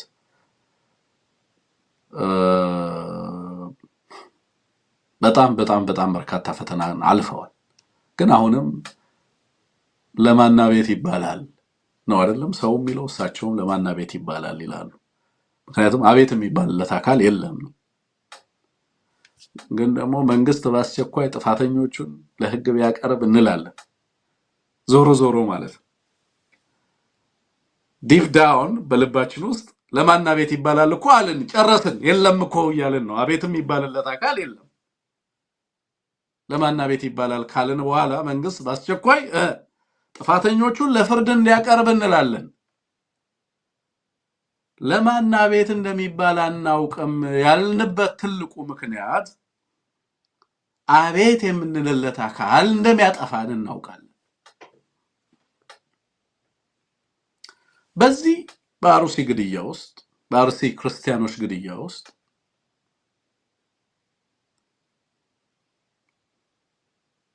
በትልቁ የሚያተርፈው አካል አገዛዙ ነው። ምኑን ስናስብ ኢትዮጵያ ውስጥ እያንዳንዱ ግድያ ፖለቲካዊ ምክንያት አለው። ራንደምሊ የሚደረጉ ግድያዎች ብዙ አይደሉም። መጠናቸውና ስኬላቸው የግድያዎቹን አይነት ስትመለከቱ የግድያው ስፋት በራሱ ገዳዩ ለምን ፐርፐዝ ለምን ዓላማ ይገላል የሚለውን ምክንያት ይነግራቸዋል። በአማራ ክልል የታወጀው ጦርነት የበርካታ ኃይሎች ፍላጎት ኮንቨርጅ ያደረገበት ነው። በትግራይ በአማራ በምናምን ላይ የሚደረገው ግድያ በርካታ ዓላማዎችን በአንድ ጊዜ ለማሳካት አቅም የፈጠረላቸው ኃይሎች የሚፈጽሙት ነው ብዬ ከዚህ በፊት ተናግሬያለሁ። አንድ አካል አይደለም የሚገድለው፣ አገዛዙ ብቻ አይደለም፣ ብቻውን አይደለም በዚህ ጦርነት የተሰለፈው። ድጋፍ የሚሰጡት ሲስተማቲካሊ ድጋፍ የሚሰጡት የራሳቸው ፍላጎት ያላቸው አካላት አሉ። ምክንያቱም የሚገደለው ማህበረሰብ እነሱ ቆመንለታል ከሚሉት ዓላማ ፈጽመው ሳምሃው የተለየ ባህል፣ ሃይማኖት ወይንም እሴት አለው። በዚህ ምክንያት ይሄንን ጥፋት ህጋዊ ሽፋን ሰጥተው የህግ ማስከበርና የእኩልነት ዘመቻ ያደርጉታል። በአማራና በትግራይ ህዝብ ላይ የሚደርሰው ጥፋት አማራውንና ትግራይን እንደ ኤትኒክ ግሩፕ እንደ ብሔር ብቻ አይደለም የሚያጠፋው። ባህላቸውን፣ እሴታቸውን፣ ማንነታቸውን፣ እምነታቸውን ጭምር ነው የሚያጠፋው። በእነዚህ ህዝቦች ላይ የታወጀው ጦርነትን የሚያሰሉ ብቻ ሳይሆን ከዛ ውስጥ እየመዘዙ የየራሳቸውን ምክንያት አማራን ለማጥቃት ትግራይን ለማጥቃት ምክንያት የሚመዙ ሰበዝ የሚመዙ አካላት አሉ። የበርካታ ኃይሎች ድምር ነው። ዩናይትድ አረብ ኤምሬት አብይ ጋር ስላላት በኢትዮጵያና በቀጠናው ላይ ስላላት የኢኮኖሚና የጂኦፖለቲካል ፍላጎት ብቻ አይደለም ይህን ጦርነት የምትደግፈው፣ ሌላ ኢንቴንሽን አላት። ከጀርባ ሌላ ፍላጎት አለ። ከዩናይትድ አረብ ኤምሬት ጀርባም ያሉ አካላት ሌላ ፍላጎት አላቸው። በርካታ ኃይሎች ናቸው ይህን ጦርነት የሚያከናውኑት። እነዚህ ህዝቦች ላይ በህግ ማስከበር ዘመቻ ጦርነት አውጀሃል። ስለዚህ በቀያቸው በአድባራቸው በሚያመልኩበት ስፍራ ሁሉ ውድመት እየፈጸምክ ነው። በሌሎች አካባቢዎች ላይ ደግሞ ይሄንኑ ማህበረሰብ ኮንትሮል ታደርጋለህ። በሌላ ስም በሌላ ፍላጎት ስም ጥቃት ታደርግበታለህ። በአሩሲ እየተደረገ ያለው ኤትኒክ ክሊንዚንግ ነው። የዘር ማጥፋት ወንጀል ነው እየተፈጸመ ያለው። የዘር ማጽዳት ስራ ነው እየተሰራ ያለው። አስቀድሞ አማራውን ኮንትሮል ቼክ የማድረግ ኔጌቲቭ በሆኑ የማጥቂያ መሳሪያዎች ሃይማኖትን እንደ ማጥቂያ መሳሪያ በመጠቀም ማህበረሰቡን በአንደኛው ላይ በማስነሳት አካባቢው ላይ በሃይማኖት ስም የተደራጁ ኃይሎችን አክራሪዎችን በማደራጀት መንግስታዊ ድጋፍ እየተሰጠ ይሄ ቡድን በነገራችን ላይ አማራ ክልል የሚደረገው ጦርነት ውስጥም አለበት፣ በትግራይ የሚደረገው ጦርነት ውስጥም አለበት። ይሄ ቡድን ኤርትራንም ውረር የሚል ቡድን ነው። በነገራችን ግን መንግስታዊ መዋቅር ውስጥ ገብቷል። በአማራ ክልል የሚደረገውን ግድያና ሞት እኮ ሽፋን የሚሰጡ የሃይማኖት መሪዎች፣ የሃይማኖት አስተማሪዎች አሉ። ፕሮቴስታንት ፓስተሮች አሉ፣ ኡስታዞች አሉ፣ ዲያቆናትም ይኖራሉ። ሰማው የብሔር እና የፖለቲካ ጥቅም ፍላጎት ያሸበባቸው የዲያቆናቶቹ ፍላጎት ሃይማኖቱን ተገን አድርጎ እንዲገደል አይደለም። ትምክተኛ ነው ህዝቡ ብለው ነው እንዲገል ሚሊተንት ነው መገደል አለበት ይላሉ። ሌሎች ፍላጎቶች አሏቸው። በርካታ ፍላጎቶች ናቸው በአንድ ጊዜ ኮንቨርጅ ያደረጉት። ስለዚህ እነዚህን ህዝቦች ሲያጠቁ እያንዳንዱ የሚያጠቃበት ምክንያት የተለያየ ነው። ኢቭን እያንዳንዱ ጀነራል አማራንና ትግራይን የሚወጋበት ምክንያት የተለያየ ነው። ግማሹ በህግ ማስከበር ስም እየወጋው ነው፣ ግማሹ ሃይማኖቱን ስለሚጠላ ነው የሚወጋው፣ ግማሹ እሴቱን ስለሚጠላ ነው የሚወጋው፣ ግማሹ ባህሉንና ታሪኩን ስለሚጠላ ነው የሚወጋው። በርካታ ምክንያቶች አሉ ህዝባችንም እየወደመ ያለበት ምክንያት።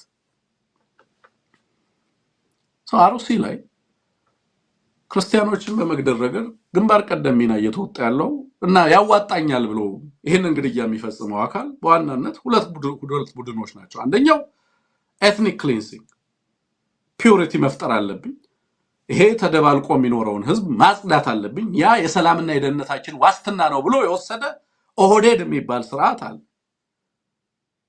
አማራው በስፋት የሚኖርባቸው አካባቢዎች ላይ ጥቃት መፈጸም አለብኝ ብሎ የሚያምን ስብስብ። ስለዚህ ያዋጣኛል ማፈናቀሉ። ወለጋ ላይ በሃይማኖቱ ካጠቃነው ወለጋ ላይ ያለውን ከእስላሙ ጋር ልንጋጭ። ስለዚህ ወለጋ ሙስሊም አማራውን ስለሆነ የምንገድለው አማራ ብለን እንገለዋለን ይላል። እዚህ ደግሞ ክርስቲያን ብለን እናጠቀዋለን። አማራ ካልን በጣም በርካታ አካባቢ ላይ በስፋት ስለሚኖር በአንድ ጊዜ ይነሳብናል። ስለዚህ በሃይማኖቱ እንደተጠቃ አድርገን ደግሞ ከዚህ እናፈናቅለዋለን። ዞሮ ዞሮ ቤተክርስቲያኑም ታርጌት ነው። የኢትዮጵያ ኦርቶዶክስ ቤተክርስቲያንም አንደኛው የአማራ ምሽግ ተብላ ዘውድ ቤተክርስቲያን እና መንግስታዊ መዋቅር ነው ሶስቱን በጋራ አድርጋ እነዚህ ሶስቱ ናቸው የጭቆና ኢንስትሩመንቶች ተብሎ ተፈርጆ በዋናነት ዘውዱ ተሰበረ። ከዛ በኋላ ደግሞ መሰበር ያለባት ቤተክርስቲያን ናት ተብሎ በመንግስታዊ አቋም ተይዞበት እኮ ቢሰራ ስራ። ስለዚህ በበርካታ ምክንያት ህዝባችን ሁለት ኃይሎች አክራሪዎች ፕላስ አገዛዙ የዚህ ጥቃት ዋነኛ ባለቤት ነው። ለምንድን ነው ወደ ገዳዮቻችን አቤት የምንለው ነው ጥያቄ። መንግስት ያስቆመልን ስንል ማን ነው መንግስት የሚለውን ጥያቄ አድሬስ አድርገናል ወይ? ባለቤቱ ማን ነውና ነው አድሬስ የሚያደርግልን? ለማን ነው አቤት የምንለው? ለማን ነው የምንጮኸው? ቤተክርስቲያን የኔ ጥያቄ እስከመቼ ወደ ገዳዩ አቤት ትላለች? ወደ ምእመኗ አቤት ብትል ህዝቧ ምእመኑ ወጥቶ በተቃውሞ ሰልፍ እንኳን እንዲያደርግ መጥራት ትችላለች ወይ ቤተክርስቲያን? ለምሳሌ ይሄ ሰልፍ አያስወጣም ወይ? የተቃውሞ ሰልፍ እንድንወጣ ይጠራል ወይ? በዚህ ጉዳይ ላይ መደረግ ስላለባቸው ፖለቲካል አክሽን አሁንም ጸልዩ ህዝቡን። ኦፍኮርስ እንጸልያለን፣ ቢነገረንም ባይነገረንም ይሄ ክፉ ዘመን እንዲያልፍ መጸለያችን አይቀርም። ግን እኮ ይሄ ከፖለቲካል አክሽን የሚፈልግ ነው ጎበዝ። በጸሎት ብቻ የምናልፈው ጉዳይ አይደለም። ማድረግ ያለብን ነገር እንዳለ ግን ያስገነዝበናል። አወቅነው እኮ ማን እንደሚያጠፋት፣ ባለቤቱ ማን እንደሆነ ተገነዘብን። የተቃውሞ ሰልፍ እንኳን ክርስቲያኖች በአደባባይ ወጥተው ይህንን ግድያ እንዲያወግዙ ጥሪ ለማድረግ የሚያስችል ቁመና አላት ወይ ቤተክርስቲያን? የላትም።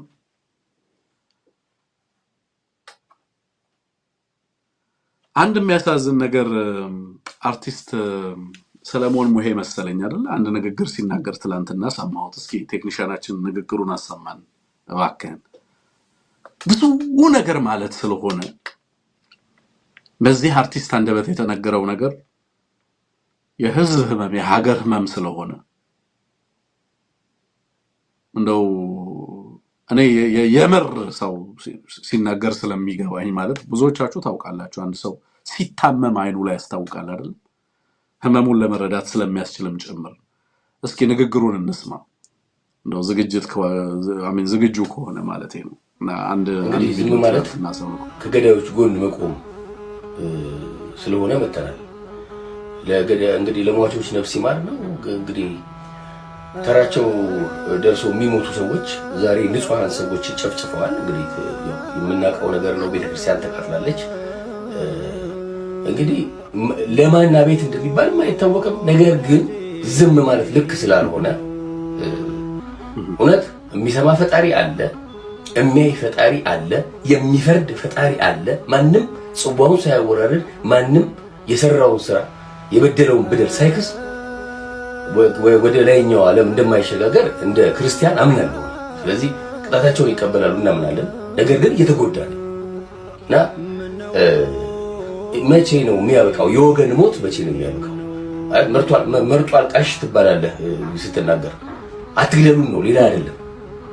እንዴ አትግደሉንም አትበል የሚባልበት ሀገር ላይ ነው ያለው። ልክ አይደለም። አሁንም እንላለን አትግደሉ፣ አሁንም እንላለን ወገኖቻችንን አታጥቁብን። ለዛው ንጹህ አርፈው የተቀመጡ ወገኖች ምንም የማያውቁ ፈጣሪያቸውን የሚያመልኩበት ቤተክርስቲያን ተቃጥሏል። እዚህ አሁንም ኢትዮጵያን ወገኖቻችንን አትንኩብን፣ አትግደሉብን እባካችሁ ገዳዮች፣ ተራችሁ ደርሶ ትሞታላችሁ። ይሄ ሀቅ ነው። እዚህ አንዲት ሀገር አለችን፣ ተስማምተን እንኑር። የሚሻለን እሱ ነው። እስከ መቼ ድረስ እሪ እያለን፣ እስከ መቼ ድረስ እያለቀስን፣ እስከ መቼ ድረስ ነፍስ ይማር እያለን እንኑር? አሳዛኝ ነው። እንግዲህ ይሄንን ስሰማ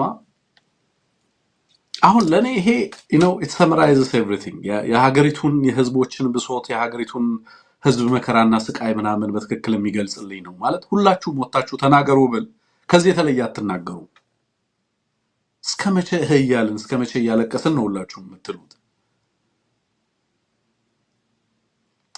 የተለየ ነገር አናቀርብም ማለት ነው ከዚህ የተለየ ነገር አንናገርም ሁላችንም ወጥተን ብንናገር ይሄንን ነው የምንናገረው ማለት አሁን ለምሳሌ ቀደምም ስገባ ምናምን አንድ አትሌት ሌላኛውን አትሌት በጥይት ተተኩሶ ገደለው የሚል ዜና መሰረት ሚዲያ ለቆ ተመለከቱ ማለት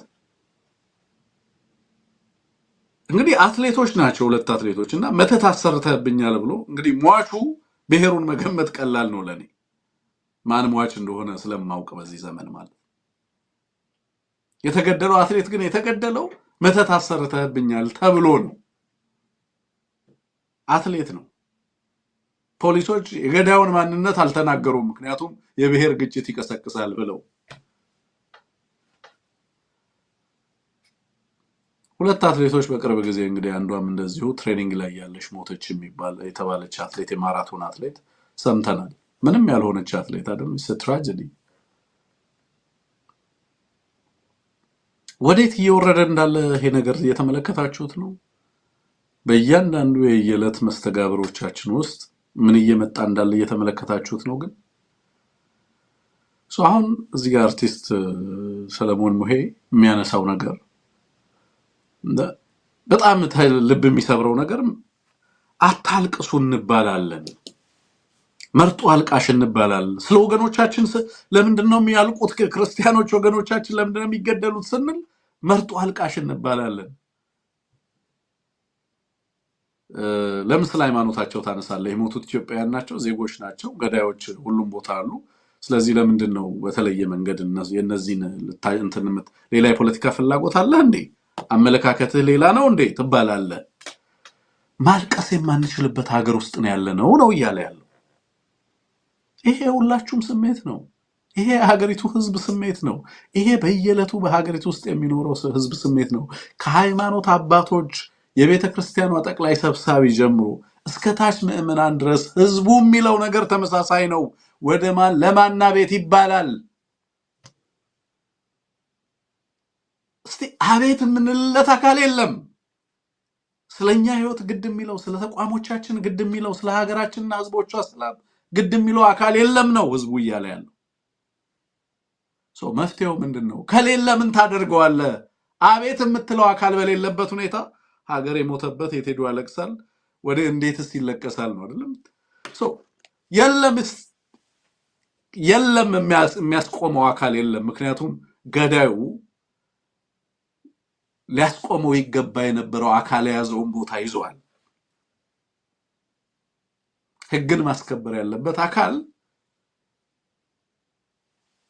የጥፋት በትሩን ሰይፍ የመዘዘው አካል እሱ ነው የጥፋቱ የልቂቱ የፍጅቱ ባለቤት ይሄ አካል ነው ይሄ አካል በዛ ቦታ ላይ ባለበት ሰላምን እንዴት እንፈልጋታለን ህዝባችን ወጥቶ መግባትን እንዴት ይመኛል ቀጣይ ምን ማድረግ አለብን የሚለውን በተለይ ደግሞ አሁን ላይ ህዝቡ እየወጣ ይሆን አርቲስት ሰለሞን ሙሄ ባለው ማህበራዊ ሚዲያ አሁን ብቻውን እንግዲህ እሱን የሚያደርጉትን ቴስት እናደርጋለን አይደል ብዙ ጊዜ ምን አደረጉት እሱ ቴዲ አፍሮ ምን ተደረገ እሱ ካልተደረገ ከዛ በኋላ እኔም ልናገር ወይስ አልናገር በእያንዳንዱ ግለሰብና በግለሰቦች እያንዳንዳችን በጋራ ኃላፊነትን መውሰድ ይገባል ግለሰቦች ላይ መከራውን እንጭንና በጋራ ሁሉም ሊሸከመው የሚገባውን መከራ የግለሰቦች የጥቂት ግለሰቦች መከራ እናደርገውና እነሱ ሲንገላቱና እነሱ መከራውን ሲከፍሉ እኛ ዳር ሆነን እንታዘባለን። የፋይዳ መታወቂያና ከሆነ ነገር ጋር አያይዘን እኮ ያንን የግፍ ምርጫ ላለመምረጥ ያችን ኃላፊነት ለመውሰድ ብዙዎቻችን ፈርተን ሄደን መርጠናል። ግን ሌላው በህይወት መስዋዕትነት የህይወት መስዋዕትነትና ዋጋ እንዲከፍል ደግሞ እንጠብቃለን እና በተለይ ከዚህ ከክርስቲያን ከቤተክርስቲያን ውድመት ጋር ከክርስቲያኖች ግድያ ጋር በተያያዘ ቤተክርስቲያን ህብረተሰቡ ኃላፊነቱን ወስዶ በቀጥታ መብቱን የሚያስከብርበት ንቅናቄ ውስጥ እንዲገባ በማድረግ ረገድ ያለባትን ሚና እንድትወጣ ጫና ማድረግ በጣም የተገባ ነው። ካልሆነ ግን እንዳልኩት በተለያየ መንገድ ህዝቡ በሰላማዊ መንገድ የሚደራጅበትን ሰላሙን የሚያስከብርበትን መንገድ መፈለግ በጣም የተገባ ነው ብዬ ነው የማስበው። ግን ደግሞ እንደዚህ አይነት ንቅናቄዎችም በግለሰብ ደረጃ እያንዳንዱ ሰው ለምሳሌ ጥቁር ልበሱ የተባለ ጊዜ የነበረውን አይነት ንቅናቄ ታስታውሱታላችሁ። ህዝቡ የሰጠውን ምላሽ ታስታውሳላችሁ። ከአባቶቹ ጋር ዋጋ ለመክፈል የሄደበትን ርቀት ታስታውሳላችሁ። ለእምነቱ፣ ለወገኑ፣ ለራሱ መብት መከበር የት ድረስ ህዝባችን እንደሄደ ታስታውሳላችሁ። ዛሬም ያንን ማድረግ እንደሚቻል ህዝቡ አገዛዙን ማንበርከክ እንደሚችል መብቱን ማስከበር እንደሚችል በደንብ አረጋግጧል። ያንን ኃላፊነት ወስዶ ህዝቡን ለማስተባበርና ለህዝቡ ጥሪ ለማድረግ ግን ምን ያህል ተቋማቶቹ ዝግጁ ናቸው የሚለውን ነገር በትክክል እንድንታዘብ ያስቻለ ሁኔታም ሆኖ ተመልክቻለሁ። ከዚህ አንፃር እንደዚህ አይነት ንቅናቄዎች የራሳቸው ሚና አላቸው። በተለይ በወጣቶች ደረጃ በህዝብ ደረጃ በየቤቱ አርቲስቶቹ እንደዚህ የምታደርጓቸው ንቅናቄዎች ለኔ በርካታ ውጤት የሚያመጡ ትክክለኛ አካሄዶች ናቸው። ዝም ማለት ተገቢ ስላልሆነ አቤት የምንልለት አካል የለም። ግን ዝም ማለት ተገቢ ስላልሆነ ዝም ማለት ግፍን መተባበር ስለሆነ ዝም ማለት በነገራችን ላይ ስቱፒዲቲም ነው። ኦኬ ዝም ማለት በነገራችን ላይ ራስን መዘንጋት ነው። ስለ ራስ አለመጨነቅ፣ ስለ ራስ ተስፋ አለመጨነቅ ነው። ተራ ነገር አይደለም። በነገራችን ላይ በእልቂት መሃል ዝም ማለት ፈጽሞ ድንቁርና ነው። ምክንያቱም ነግበኔ ነው። ጎዳና ላይ የተጣለ ልጅ ለምንድን ነው የምታነሳው? ስለሚያስጨንቅ ነው ፊውቸሩ። ጤናማ ማህበረሰብ በሌሎች ላይ የሚደርስን ጥቃት በማውገዝ ነው የሚፈጠረው።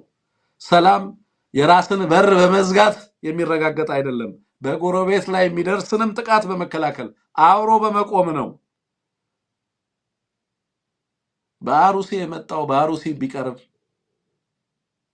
ብዙዎቻችን ባመለጥን ነበር። በአሩሲ የመጣው በአሩሲ የሚቀር አይደለም እና አብይ አህመድ አዲስ አበባ የገቡት በየክፍለ ሀገራቱ ማድረግ ያለባቸውን ካደረጉ በኋላ አዲስ አበባ ዝም ብሎ አልተገባም። ከክፍለ ሀገራት ሸሽተው አዲስ አበባ የገቡ ሰዎች ግፍ ተከትሏቸው አዲስ አበባ መጣ። ንብረታቸውን ሸጠው የተለያየ ክልል በሀገሪቱ ክልሎች ውስጥ የተለያየ ቦታ ላይ ንብረት እየሸጡ አረ ከነዚህ ጋር እስከምንኖር እያለ ወደ አዲስ አበባ የመጣው ሰው ተከትሎት መጣ። የአውዳሚ ቡድን በአሩሲ አይቀርም ይሄ እልቂት። በሁለትና በሶስት ዓመት ውስጥ አብይ አህመድና ቡድኑ በስልጣን እስከቀጠለ ድረስ ኢትዮጵያ ውስጥ ጥምቀትና መስቀል አደባባይ ድሮ በአደባባይ ይከበሩ ነበር የምንላቸው በዓላት ሆነው ይቀራሉ። እመኑኝ ይሄንን። because የመጣውን አደጋ በተናጠል አሩሲ ላይ አድርጋችሁ ስለምትመለከቱት በየራሳችሁ ቤት ላይ የመጣ ስለማታደርጉት በእምነታችሁ በሀገራችሁ በተስፋችሁ በነጋችሁ ላይ እንደመጣ አድርጋችሁ ስለማትቆጥሩት የኛ ነው ስለማንለው ጥቃቱን ሁልጊዜም በአሩሲ በወለጋ ብቻ የሚሆን አድርገን አርቀን ስለምንመለከተው የዚህ ጥቃት ሰለባ እኛ ራሳችን እንደሆንን ስለማንመለከተው ሁልጊዜ የሩቅ ጥቃት ቤተክርስቲያና ቦሌ ላይ የማይቀጥልበት ምክንያት ምን አለ? the template is the same። አዲስ አበባ ላይ የማይቀጥልበት ምክንያት አዲስ አበባ ላይ ተከላክለ ተደራጅተ በተወሰነ መንገድ ከጥቃት ልትከላከል የምትችልበት አቅም ዛሬ ላይ ስላለ ነው። ነገ ግን አዲስ አበባ ያሉ ተቋማት አይቀጥሉም። ምክንያቱም ይሄ ፖሊሲ ነው። ፖሊሲው ቨልነረብል የሆኑ በተለያየ ማህበረሰብ በተለያየ ቦታ ላይ በተለያዩ ወረዳዎች ውስጥ ያሉ ጥቂት የክርስቲያን ማህበረሰብ እኔ እኮ በዓለም ላይ ክርስቲያን በስፋት በሚኖርበት ሀገር ውስጥ ክርስቲያን የሚጠቃበት ብቸኛው ሀገር እኮ ነው ኢትዮጵያ። የለም እንደዚህ እኮ ማለት religious persecution ብዙ ጊዜ በታሪክ ውስጥም እንግዲህ ለብዙ ሺህ ዓመታት የቀጠለ እንደሆነ እናውቃለን። አይሁዳውያን ብዙ አልፈዋል። በሮማውያን ስር፣ በግሪኮች ስር፣ በግብጾች፣ በተለያዩ ማህበረሰቦች በተለያዩ ጊዜያቶች ፐርሺያዎች ብዙ ስቃዮችን አልፈዋል። አይሁዳውያን ተሰደዋል። ክርስቲያኖች፣ ሙስሊሞች በሃይማኖት እንትን ውስጥ አልፈዋል። ግን አብዛኛው ቦታ ላይ ጥቃቶች ሃይማኖት ተኮር ጥቃቶች የሚፈጸሙት በቁጥር አነስተኛ የሆኑ ማህበረሰቦችን ነው ታርጌት የሚያደርገው። ብዙሃኑን ማህበረሰብ ታርጌት የሚደረግበት ሀገር ያየሁት ኢትዮጵያ ብቻ ነው። አሁን እኮ በአደባባይ ኦርቶዶክስ ነኝ ማለት በጣም የሚያስፈራ አደገኛ ነገር እየሆነ ነው ሀገሪቱ ውስጥ። በአደባባይ መስቀላቸውን አደባባይ ላይ አንገታቸው ላይ አድርገው እኮ መሄዳቸው ፋኖችን በወንጀል ሲያስከስስ ሰምቻለሁ። አሜን። አንድ ሰው ሃይማኖቱ ለምንድን ነው? ለምሳሌ አንድ ፋኖ መስቀል አንገቱ ላይ ቢያደርግ ምንድነው ችግሩ? አንድ ሙስሊም ቆብ አናቱ ላይ ቢያደርግ ምንድነው ችግሩ? ከሊበራሊዝም ጋር ይጣረሳል ነው? ማንን ነው እያጠቃችሁ ያላችሁ? ማለት ምንድነው ችግሩ? እኔ ኦርቶዶክስ ነኝ፣ አማራም ነኝ፣ ኢትዮጵያዊም ነኝ። በሃይማኖቴ ሃይማኖቴ ራሴ ነው የማከብረው የምወደው ነው፣ አላፍርበትም። በሃይማኖቴ መክፈል ያለብኝን ዋጋ ልክ በማንነቴ መክፈል እንዳለብኝ ዋጋ ከፍላለሁ። ግን ከኔ ጋር አማራ ሆኖ የሚተባበር ወንድሜ የእስልምናም የሌላም እምነት ተከታይ ሊሆን ይችላል። በአማራነት ደግሞ ወንድሜ ነው። አንድ ሌላውም ኢትዮጵያዊ በኢትዮጵያዊነት ደግሞ ወንድሜ ነው። ግን እኔ ከሱ ጋር ለመተባበር ስል ማንነቴንና ሃይማኖቴን አልደብቅም። ሃይማኖቴን በነፃነት ኤክሰርሳይዝ እንዳረግ መስሎኝ መስዋዕትነት የምከፍለው። አንድ ሰው እስልምናው ሊያሳቀቀው አይገባም። ፕራውድሊ ነው ኤክሰርሳይዝ ሊያደርገው የሚገባው። ኦርቶዶክስም ክርስትናው ሊያሳቀቀው አይገባም። ፕራውድሊ ነው ኤክሰርሳይዝ። ያ ህገ መንግስታዊ መብቱ ነው፣ ተፈጥሯዊ መብቱ ብቻ አይደለም። ፎር ዛት ማተር ጥበቃ ያደርግለታል ሀገርም ህግም። ግን በተቃራኒው ነው ኢትዮጵያ ውስጥ በነገራችን የሚያሳቀቅ ጉዳይ እየሆነ ነው የመጣው። በክልሎች ውስጥ የምንሰማቸው ነገሮች አንዳንድ ክልሎች ላይ ፈጽሙ፣ የመንግስት ተቋማቶች ውስጥ ፈጽሙ። እንደውም ኦርቶዶክስ ሆኖ ከተገኘ ተጠርጣሪ ይሆናል። አንታይ ስቴት ተደርጎ የስርዓቱ አደጋ ተደርጎ ይታያል። እንደዚህ አይነት ነገር ነው እየሰማንና እያየን ያለ ነው። በነገራችን ላይ ይሄ በጣም አደገኛ አስተሳሰብ መንግስታዊ መዋቅሩን ይዞ አሁን በቫዮለንስ እየተገለጠ ነው ያለው። በየአካባቢው ክርስቲያንን እያሳደደ ነው ያለው። በዚህ ውስጥ ተባባሪ የሆኑ ክርስቲያኖች ደግሞ አብረው ከስርዓቱ ጋር ግን አሉ። ለምን? በብሔር ማንነታቸው ካገዛዙ ጋር ስለሚመሳሰሉ በብሔር ማንነታቸው ራሳቸውን ከዚህ ስርዓት ጋር ነው አይደንቲፋይ የሚያደርጉት። ሃይማኖታቸው ፖለቲካዊ ጥበቃ ስለማያደርግላቸው፣ ቤተክርስቲያን ለምዕመኖቿ ጥበቃ ስለማታደርግ ጥበቃ የሚያደርግላቸው የብሔር ማንነታቸው ስለሆነ የአማራ ክርስቲያኖች ሲገደሉ የሌሎች ክርስቲያኖች ጉዳይ አይደለም። አብረው አይተባበሩም። አብረው ሲቆሙ አይታይም። ስለዚህ በህዝባችን ላይ ለሚደርሰው እልቂት ተቋማቶቹ የራሳቸው ሚና አላቸው። ለዚህ ፍጅት እያንዳንዱ የየራሱን አስተዋጽኦ እያደረገ ነው። አቤት ወደምንልለት አካል እንደሌለ በሚታወቅበት ህዝብን ለማስተባበር ህዝብን በጋራ የሚወጡ ቪዲዮዎች አሉ። በነገራችን ላይ እጅግ አሰቃቂ ቪዲዮዎች። አሁንም ባህላችን፣ እሴታችን፣ ተስፋችን ስለማይፈቅድ እነዛን ቪዲዮዎች አናመጣቸውም ወደ ህዝብ። የሚነገሩ በግልጽ እንዴ ከነሱ ቆዳ እንትን እንሰራለን እየተባለ እየተነገረ አይደል እንዴ? በጣም በርካታ ነውር እኮ ነው ሀገሪቱ ውስጥ እየተባለ ያለው። በአደባባይ ነው የሚባለው። እና መከራው ከፍቷል፣ እልቂቱ ከፍቷል። ይሄንን ለማስቆም በሚደረጉ ጥረቶች ውስጥ እያንዳንዱ ሰው እኔ ምን ማድረግ እችላለሁ፣ ይሄንን እንዴት እቀበላለሁ፣ ምን ማድረግ አለብኝ የሚለውን ነገር ማሰብ መጀመር፣ ኃላፊነት መውሰድ መጀመር አለበት። የሚጠብቃችሁ ፖሊስ፣ የሚጠብቃችሁ ተቋም እንዳለ እናስብ ማለት ነው። ሀገሪቱ ያለችበትን ተጨባጭ ሁኔታ በደንብ ከግንዛቤ ውስጥ አስገብተን ህዝባችንንም ራሳችንንም ከጥፋት ለመከላከል መስራት አለብን የሚለውን ነገር ላንሳ ብዬ ነው። ሶማሊያ ውስጥ በጎሳ ሚሊሻዎችና በመንግስት ታጣቂዎች በመንግስት ኃይሎች መካከል ከባድ ውጊያ ተቀስቅሷል። ሞቃዲሾ ላይ ሞቃዲሾ ይሏታል ሌሎቹ፣ እኛ እንግዲህ መቃደሽ ነው የምንላት፣ ከመቃዲሾ እያለ ነው የምንጠራት። በዚህ ከተማ ላይ በርካታ ውጊያ እየተደረገ ነው።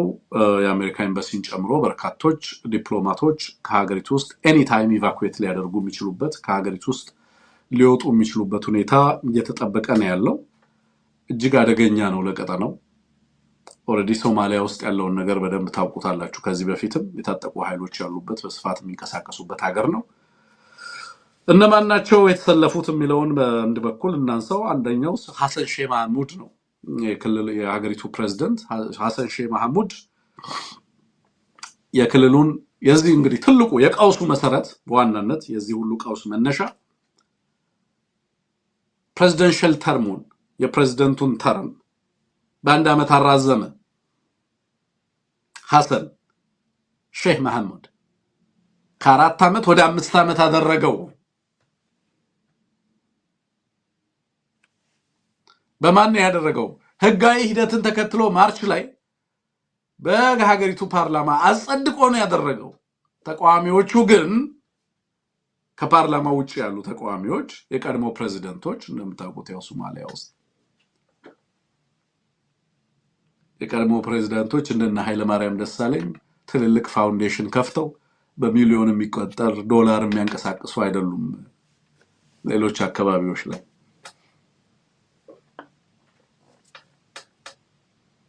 እና 1 ዓመት ነው ያራዘመው።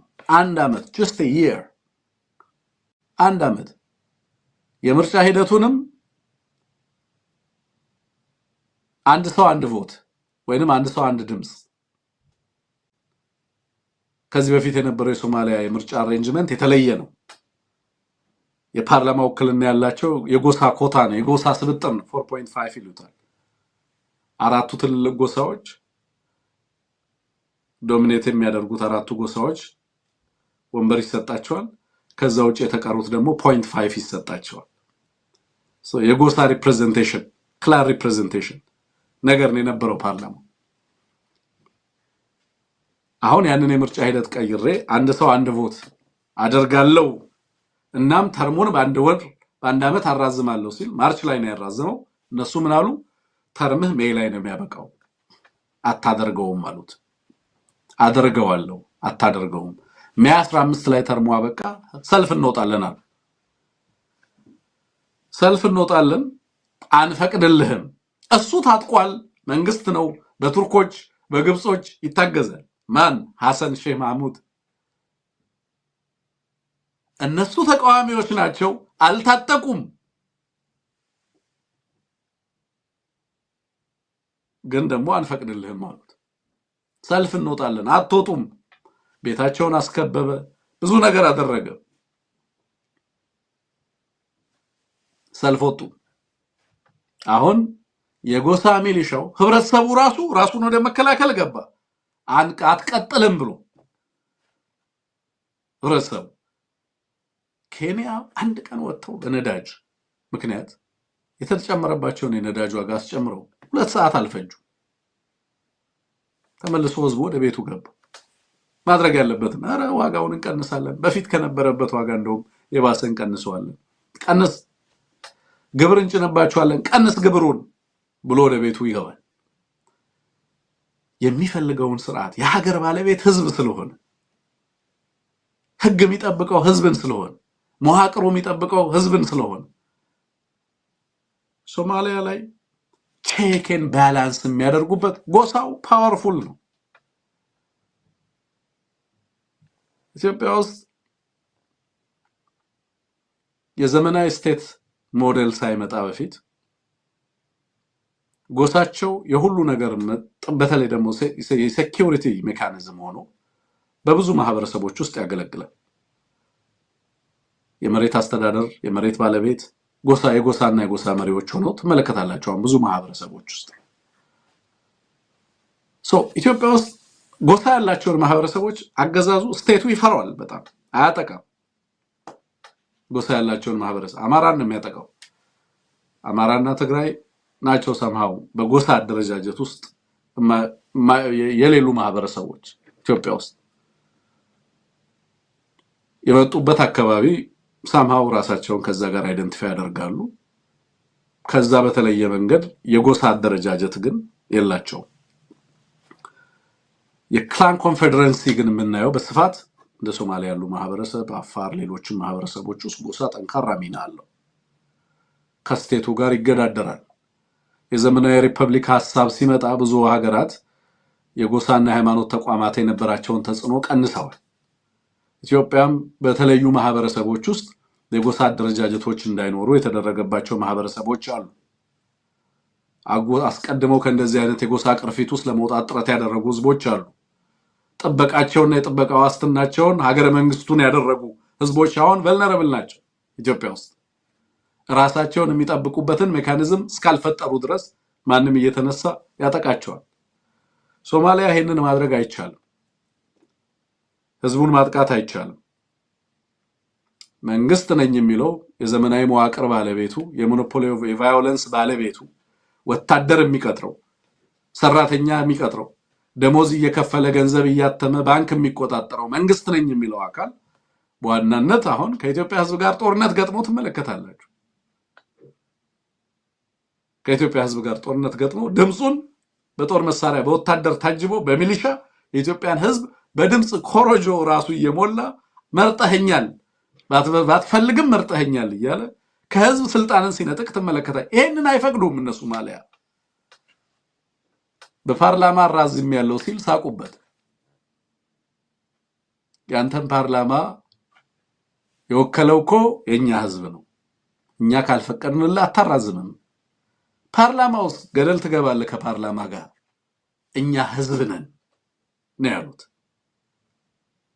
the real power ያለው እኛ ጋር እንጂ ፓርላማ ውስጥ ቁጭ ያለው ብርሃኑ ነጋ ጋር አይደለም ህዝብ ነው የስልጣን ባለቤት ወታደሮቹም ከኛ ማህበረሰብ ውስጥ የወጡ ናቸው ወደ የጎሳቸውን ጠራቸዋለን አሉት ናገባ ሲባል ሐውየውም ወደ ጎሳው ዳሮዱም ወደ ጎሳው ይመጣል ሲጠራ ወታደሩም ወገኖቹ ላይ አይገልም የአማራ ባለስልጣን አይደለም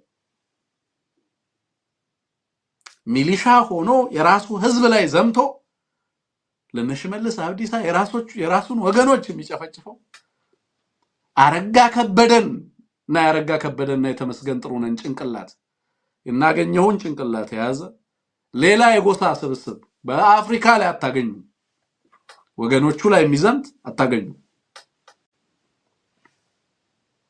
በተአምር ማግኘት አይቻልም ባይዘው አፋርን ሄዳ አፋር ላይ ዝመት ብትለው ሚኒስተሩ አረ ስልጣኑ ገደል ይግባ ኮገን ያልቆራረጠም የት ልገባ የት ልኖር ነው የሚለው ሶማሌውን አድርግ ሶማሌ ላይ ዝመት ብትለው አያደርገው በተአምር አያደርገው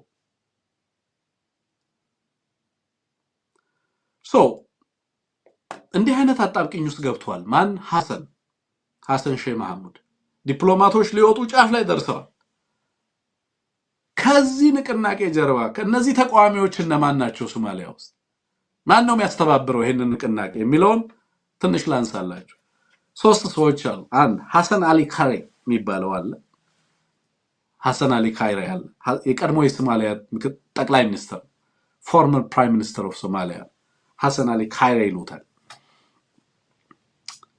ሌላኛው መሐመድ አብዱላሂ ፈርማጆ፣ ሶስተኛው ሼህ ሸሪፍ አህመድ ነው። እሱም እንደዚሁ የቀድሞ የሶማሊያ ፕሬዝዳንት እና ጠቅላይ ሚኒስትሮች ናቸው።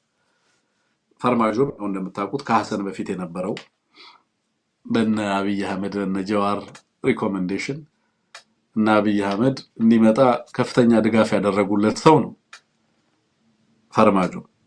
መሐመድ አብዱላሂ ፈርማጆ ለኛ ኢትዮጵያ ላይ ላለነው አዲሶቹ ባለስልጣናት የተሻለ የሚሆነው እሱ ነው የሚል እምነት ነበር። እያንዳንዱ ቀጠና ላይ ያለው አስተላለፍ የራሱ የሆነ የሚግባባበት ቀመር አለው፣ ኮድ አለው። ስልጣን ላይ ኢትዮጵያ ውስጥ ማን እንዳለ የጅቡቲ ፕሬዝዳንት ያውቃል። ጦርነት ለምን አማራ ላይ እንደታወጀ የሶማሊያው ፕሬዝዳንት ያውቃል። ጀነራሉ ኢትዮጵያ ውስጥ ማን እንደሆነ፣ ከየትኛው ማህበረሰብ እንደመጣ፣ ለምን መጠነ ሰፊ ጦርነት በትግራይና በአማራ እንደታወጀ ሙሉ ጎረቤቶች ያውቃሉ። አፍሪካ ላይ ያሉ ሀገራት ይናበባሉ። በእያንዳንዱ ሀገር ማን ስልጣን ላይ ያለ የሚለውን በደንብ ያውቃሉ። ሐሰን እንግዲህ የጎሳ ጉዳይ ክሪቲካል ከሆነ ሶማሊያ ውስጥ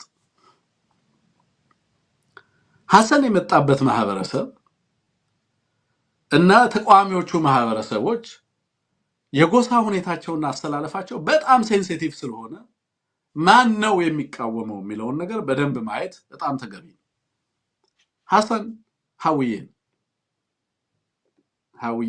የሚባል ሶማሊያ ውስጥ በጣም ትልቅ በቁጥር ሰፋ ያለ ህዝብ አለ። ኦፍ ኮርስ ተቃዋሚዎቹም በዚህ ሰዓት አስገራሚው የሚሆነው ለምሳሌ ሐሰን አሊ ካይሬ እና ሼህ ሸሪፍ አህመድ ራሳቸው ሐውዬዎች ናቸው። ተቃዋሚዎቹ አትቀጥልም ያሉት አካላት ከዛው ከራሱ ጎሳ የወጡ ናቸው። ግን እዛ ውስጥ ይሄንን ብቻ ካየን ትክክለኛውን እውነታና ፒክቸሩን ልናየው አንችልም። የቀድሞ ፕሬዝዳንቶችና ጠቅላይ ሚኒስትሮች አሁን ያሉ የክልል ፕሬዝዳንቶች በጋራ በመጣመር ነው አትቀጥልም እያሉ ያሉት። ሶማሊያ ውስጥ የክልል ፕሬዝዳንቶች ተጽዕኖ ፈጣሪዎች ናቸው። ኢትዮጵያ ውስጥ ያሉ የክልል ፕሬዝዳንቶች በተቃራኒው ደግሞ የራሳቸውን ህዝብ ከልቂት መታደግ የማይችሉ የፌደራል መንግስቱ ውጉ ብሏቸዋል ብሎ ከላካቸው የራሳቸው ህዝብ ላይ ዘምታሉ። ኦፍ ኮርስ የተወሰኑ ክልሎች ላይ፣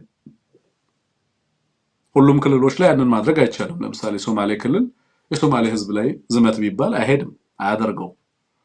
አፋር አያደርገውም። የተወሰኑ ክልሎች ግን ዝመት ሲባል ወዴት ነው የሚል በቃ ደሞዝ ከፋዩ የሁሉ ነገር ባለቤት አንዳንድ ክልሎች ላይ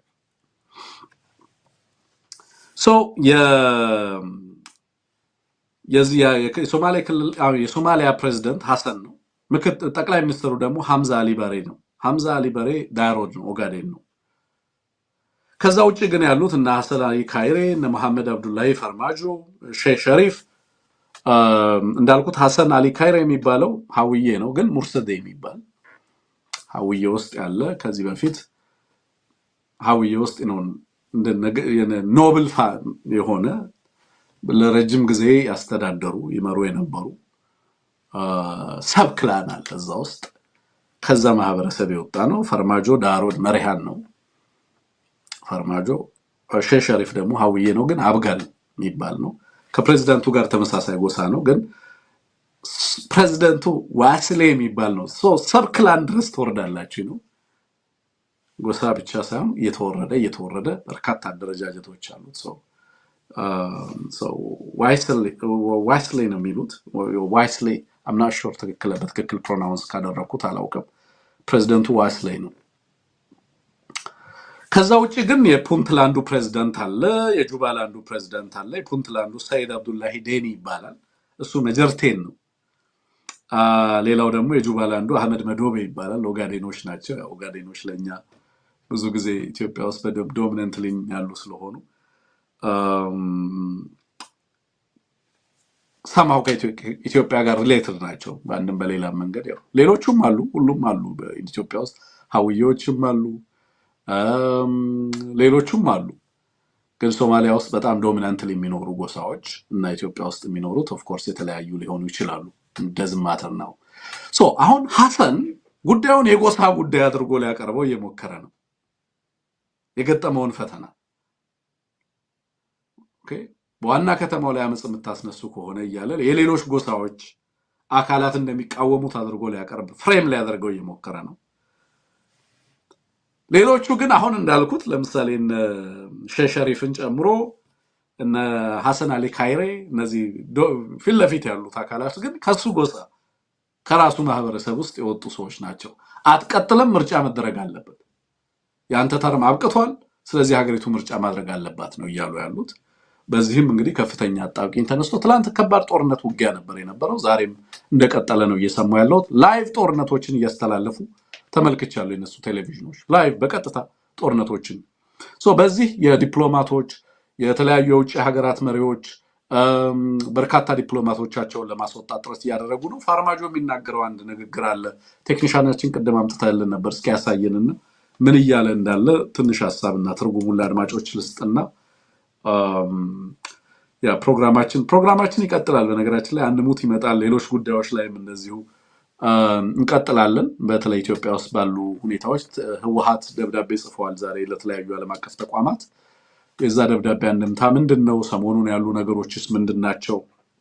በቀጣይ ያሉ ነገሮች ምንድናቸው የሚለውን እናነሳለን። ቀጠናው በጣም በጣም በጣም በጣም በጣም በጣም ቮላታይል ሆኗል። በርካታ ነገሮች በአንድ ጊዜ እየተካሄዱበት ያለ ቀጠና ነው። ኤኒዌይ የፋርማጆ ንግግር እንስማ። የዩቲዩብ ሊንካችሁ ሊመጣልን አልቻለም፣ ፕሮግራሞቻችሁ ቆሙ፣ ሊንኮች ላኩልን እያላችሁ ብዙዎቻችሁ እየደወላችሁ እየጻፋችሁ ነው። እያየኋችሁ ነው አብዛኞቻችሁን። እኔ እንዴት አድርጌ ሼር ላደርግ እንደምችል አላውቅም። ሊንኮቻችሁን ምናልባት ቴክኒሻኖቻችን ምናምን ልታጋሯቸው ትችላላችሁ። በጣም በርካታ ሰው በዋትሳፕ ፕሮግራሞቻችሁን እያገኘን አይደለም እያሉ ነው። አዲስ ቻናል ነው ይሄ፣ ዛሬ ነው የመጣንበት። ስለዚህ ይሄ ቻናል ለብዙዎች አንድ ሰው ለ10 ሰው መላክ አለባችሁ። አንድ ሰው ለ10 ሰው እየላካችሁ ፕሮግራሙ ተደራሽ። ኢትዮጵያ ውስጥ በሳተላይት የሚከታተሉን ሰዎች እያያችሁን ነው። ዩቲዩብ ላይ ግን ዛሬ እየመጣችሁ ያላችሁ ወይንም ደግሞ ትዊተር እና ሌሎች አማራጮች ላይ የተከታተላችሁን ያላችሁ ሰዎች ካላችሁ አንድ ሰው ለ10 ሰው በመላክ ለ10 ሰው ሲሪየስሊ 10 ሰው ማለት ለማለክ ያለው የሚለውን በደንብ እርግጠኛው ነው ቆጥራችሁ ለ10 ሰው ብትልኩ ደስ ይለናል። ኤኒዌይ ፋርማጆ እያለ ያለውን እንስማ ትንሽ እና ትርጉሙን አደርሳለሁ። madaxweynuhu talada dhexda dhig dalkan doorashu waa inuu galo xoog kuma haysan kartid cid xoog ku haysan kartana ma jirto cid shalay xoog rabtay inay ku haysatana ma jirin maantana kuma haysanaysid waqtigaagii waa dhamaaday cidna ha ku dilin cidna ha ku dhaawicin cidna hantidooda ha ku burburin talada dib ugu soo noqo xabadda jooji inta dishay inta dhimatay waa naga wada dhimatay allah u naxariisto inta dhaawacanna aan daaweysano allah caafiyo meeshaas ha ku ekaato. ዋው ያ እንግዲህ የፕሬዝዳንቱን ተርም ማብቃት ነው በስፋት እያነሳ ያለው። ቀነ ገደቡ አብቅቷል፣ ያንተ ተርም አብቅቷል፣ ስለዚህ ምርጫ ማካሄድ አለብህ፣ ሀገሪቱ ሰላማዊ ሽግግር እንድታደርግ ማድረግ አለብህ፣ ሌሎች አካላትም ከተለያዩ እንቅስቃሴዎችና አመጾች ራሳችሁን ማቀብ አለባችሁ፣ ሀገራችን አላስፈላጊ ዋጋ እንዳትከፍል መደረግ መቻል አለበት፣ አሁንም ለንግግር ቅድሚያ ተሰጥቶ በአስቸኳይ ምርጫ የሚደረግበትን ሁኔታ ጥሪ እያደረጉ ነው ያሉት። እንግዲህ ኦኬ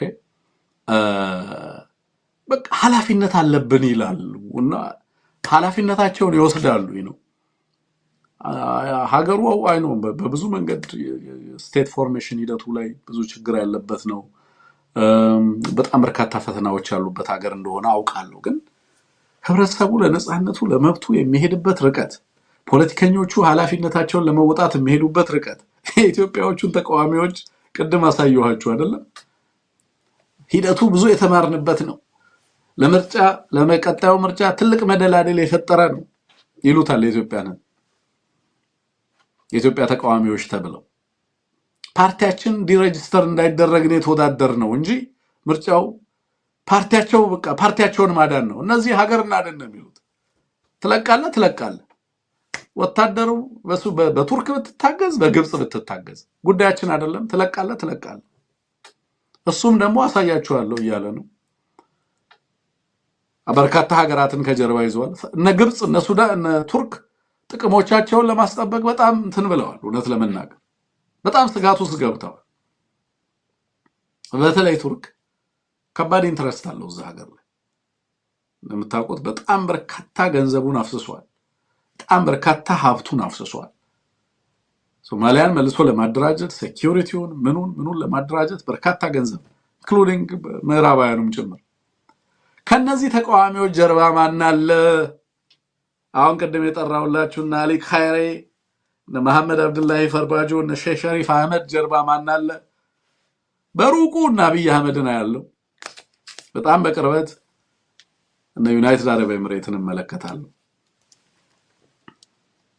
ዩናይትድ አረብ ኤሚሬትን በቅርበት እመለከታለሁ። ሶማሊያ ኬዮስ ውስጥ ከገባ በጣም በርካታ ሀገራት ለሶማሌላንድ እውቅና ሊሰጡ ይችላሉ፣ ምዕራባውያንን ጨምሮ። የኢትዮጵያ መንግስት ኦልሬዲ በብዙ ሀገራት ጫና እየተደረገበት ለሶማሌላንድ እውቅና ለመስጠት አድፍጦ ነው ያለው። ሶማሊያ እንዲህ አይነት ነገር ውስጥ ከገባችለት እንደውም ደስታውን አይችለውም ለሶማሌላንድ እውቅና ለመስጠት። በነገራችን ላይ ኢትዮጵያ ለሶማሌላንድ እውቅና አሁን ብትሰጥ in 10 and 20 years በ10 እና በ20 ዓመት ውስጥ የምትጸጸትበት ነገር ሊሆን የሚችልበት ሁኔታ እንደሚኖር በግልጽ መናገር ይችላል። ዛሬ ስቴት ሲመጣ ምን እንዚው እንደሚመጣ ምን ተያይዞ እንደሚመጣ በተለይ እንደ ኢትዮጵያ ላለ በመስታወት ቤት ውስጥ ለሚኖር ሀገር በሶማሌላንድ ጉዳይ ላይ ገብቶ መንበዛበዝ ምን አይነት ሀገራዊ ዋጋ እንደሚያስከፍል እና አብይ አህመድና ኦህዴዶች ብቻ ናቸው የሚያውቁት።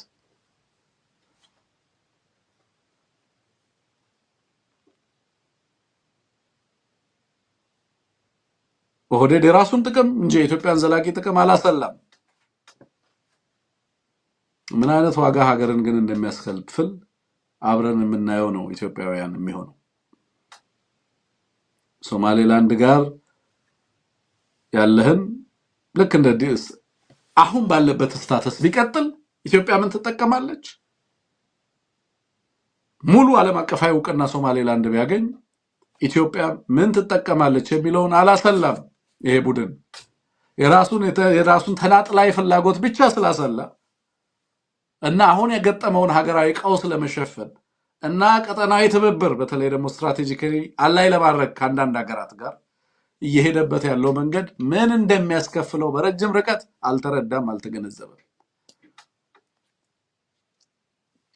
ይሄንን የሶማሊያ ቀውስ ተጠቅሞ የአብይ አህመድ አገዛዝ ምናልባት ለሶማሌላንድ እውቅና ሊሰጥ ይችልበት ሁኔታ ሊኖር ይችላል። ሌሎችም በርካታ ሀገራት ያንን እንዲያደርጉ ብዙ ሀገራትን በነገራችን ላይ ዩናይትድ አረብ ኤሚሬት በገንዘብም ጭምር ለማሳመን ጥረት ስታደርግ ነበር የነበረው እውቅና እንዲሰጡ ለሶማሌላንድ። ደዝም ማተር እውቅና ሶማሌላንድ ሊያገኝ ይችላል። ኦልሬዲ አግኝቷል ከእስራኤል ከሌሎች ሀገራትም ሊያገኝ ይችላል። ኢትዮጵያ የሶማሊያን እና የሱዳንን እንደዚህ አይነት ሁኔታዎችን ግን እየጠበቀች የምትወስዳቸው እርምጃዎች በኢትዮጵያ ቀጣይ ዕጣ ፈንታ ላይ የሚኖራቸው ሚና ቀላል አይደለም። የተከበራችሁ ኢትዮጵያውያን፣ እነዚህ ሀገራት በታመሙ ሰዓት ጠብቀን የጦር መሳሪያ ለታጠቁ ኃይሎች የሚያቀብል ስርዓት ኢትዮጵያ ውስጥ መነሳቱ የኢትዮጵያን ዘላቂ ጥቅም በምን መንገድ ሊያስከብር እንደሚችል አላውቅም። የአርኤስኤፍን ካምፕ አደራጅተህ ቤኒሻንጉል ጉሙዝ ላይ የኢትዮጵያን ዘላቂ ጥቅም ከሱዳን ጋር የሚኖራትን ዘላቂ ጥቅም እንዴት አድርገህ ልታስከብር እንደምትችል አላውቅም። ኦንሊ በብልጽግና ጭንቅላት ውስጥ ብቻ ነው ይሄንን ማሰብ የሚቻለው። በሌላ ቦታ ሆነን ብናስበው ሊመጣልን ስለማይችል ማለት የሶማሊያ ተቃዋሚ ኃይሎች አሁን ከሐሰን ጋር በገጠሙት ሰጣ ገባ ውስጥ ምናልባት እና አብይ አህመድን ድጋፍ ሊጠይቁ ይችላሉ። እና አብይ አህመድ ኦልሬዲ በለው እያሉ ነው ያሉት። ምክንያቱም ግብጽና ቱርክ ስላሉ እዛ አካባቢ ላይ የራሳችንን ጥቅም ለማስጠበቅ ይረዳናል ሐሰን ላይ የሚነሳ የትኛውም ተቃውሞ ብለው ያስቡ ይሆናል እና አብይ አህመድ። በዘላቂነት ግን ዞሮ በተለይ ደግሞ ኢትዮጵያ በዚህ ጉዳይ ስትገባ ኢሚዲየትሊ ይሄ ጌም መልኩ ይቀየራል። የሶማሊያ ኃይሎች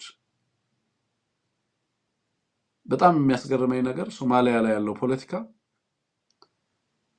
የውጪ ኃይሎች እንደ ፋክተር በሚገው ኤክስተርናል ኢንተርቬንሽን ባለበት ሁኔታ ያለው ሁኔታና የጌሙ ባህሪ ይቀየራል። ያሰላለፉ ሁኔታ ይቀየራል። ልክ እና አብይ አህመድ ሲመጡ ኢሚዲየትሊ ሌላ ቅርጽና መልክ ይይዛል።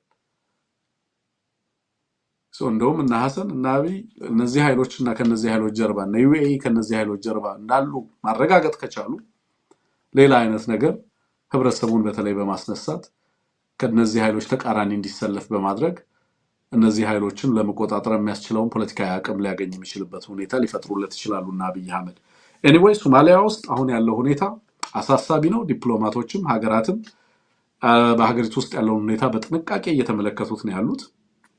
ኤኒ ታይም ምን እንደሚነሳ ምን እንደሚሆን እንግዲህ አሁን ካለው ሁኔታ በላይ በጣም በርካታ ሁኔታዎች የጎሳ መልክ እና የጎሳ ቅርጽ ሊይዙ የሚችሉ ስጋቶች እያየሉ መምጣታቸውን በዚህ አጋጣሚ ላንሳ ብዬ ነው።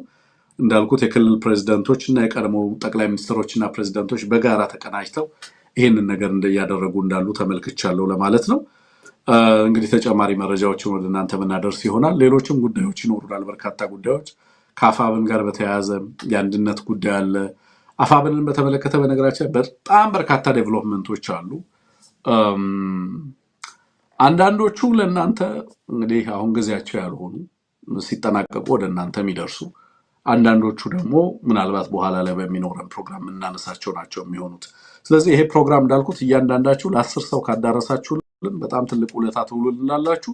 በፍጥነት የዩቲዩብ ቻናላችን እንዲያድግ ትረዱናላችሁ ለማለት ነው። የዩቲዩብ ቻናላችንን አሁን የመጣ ነው ይሄንንም ፕሮግራም የገባንበት ትልቁ ምክንያት የዩቲዩብ ቻናሉን አዲሱን የዩቲዩብ ቻናልም እንደዚሁ ለመሞከር ያህል ነው ወደ እናንተ ለመድረስ እና በርካታ ሰዎችንም ወደዚህ ወደ በኋላ ላይ በሚኖረን ፕሮግራም እንዲመጡ ለማድረግ አሁኑኑ ቀደም ብለን ገብተን ፕሮግራሙ ተደራሽ እንዲሆን እናደርግ ብለን ነው። ስለዚህ እንደዛ በማድረግ ተባበሩን።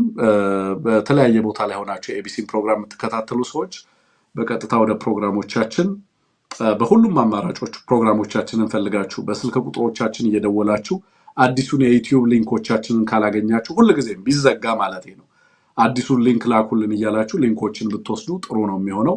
በቋሚነት ግን ረምብል ላይ በየዕለቱ ፕሮግራሞቻችንን ብትከታተሉ ደስ ይለናል። ከዛ ውጪ በሌሎችም በትዊተር እና በቴሌግራም የኤቢሲን አካውንቶች እንደዚሁ ሃንድሎች ፎሎ አድርጉ። እዛ ላይ ዌብሳይት በየጊዜው ሊንኮችን አዳዲስ ሊንኮችን እናስቀምጣለን። ፕሮግራሞቻችን በተዘጉ ቁጥር አዳዲስ ሊንኮችን መክፈት ስለሚያስፈልግ ለማለት ነው።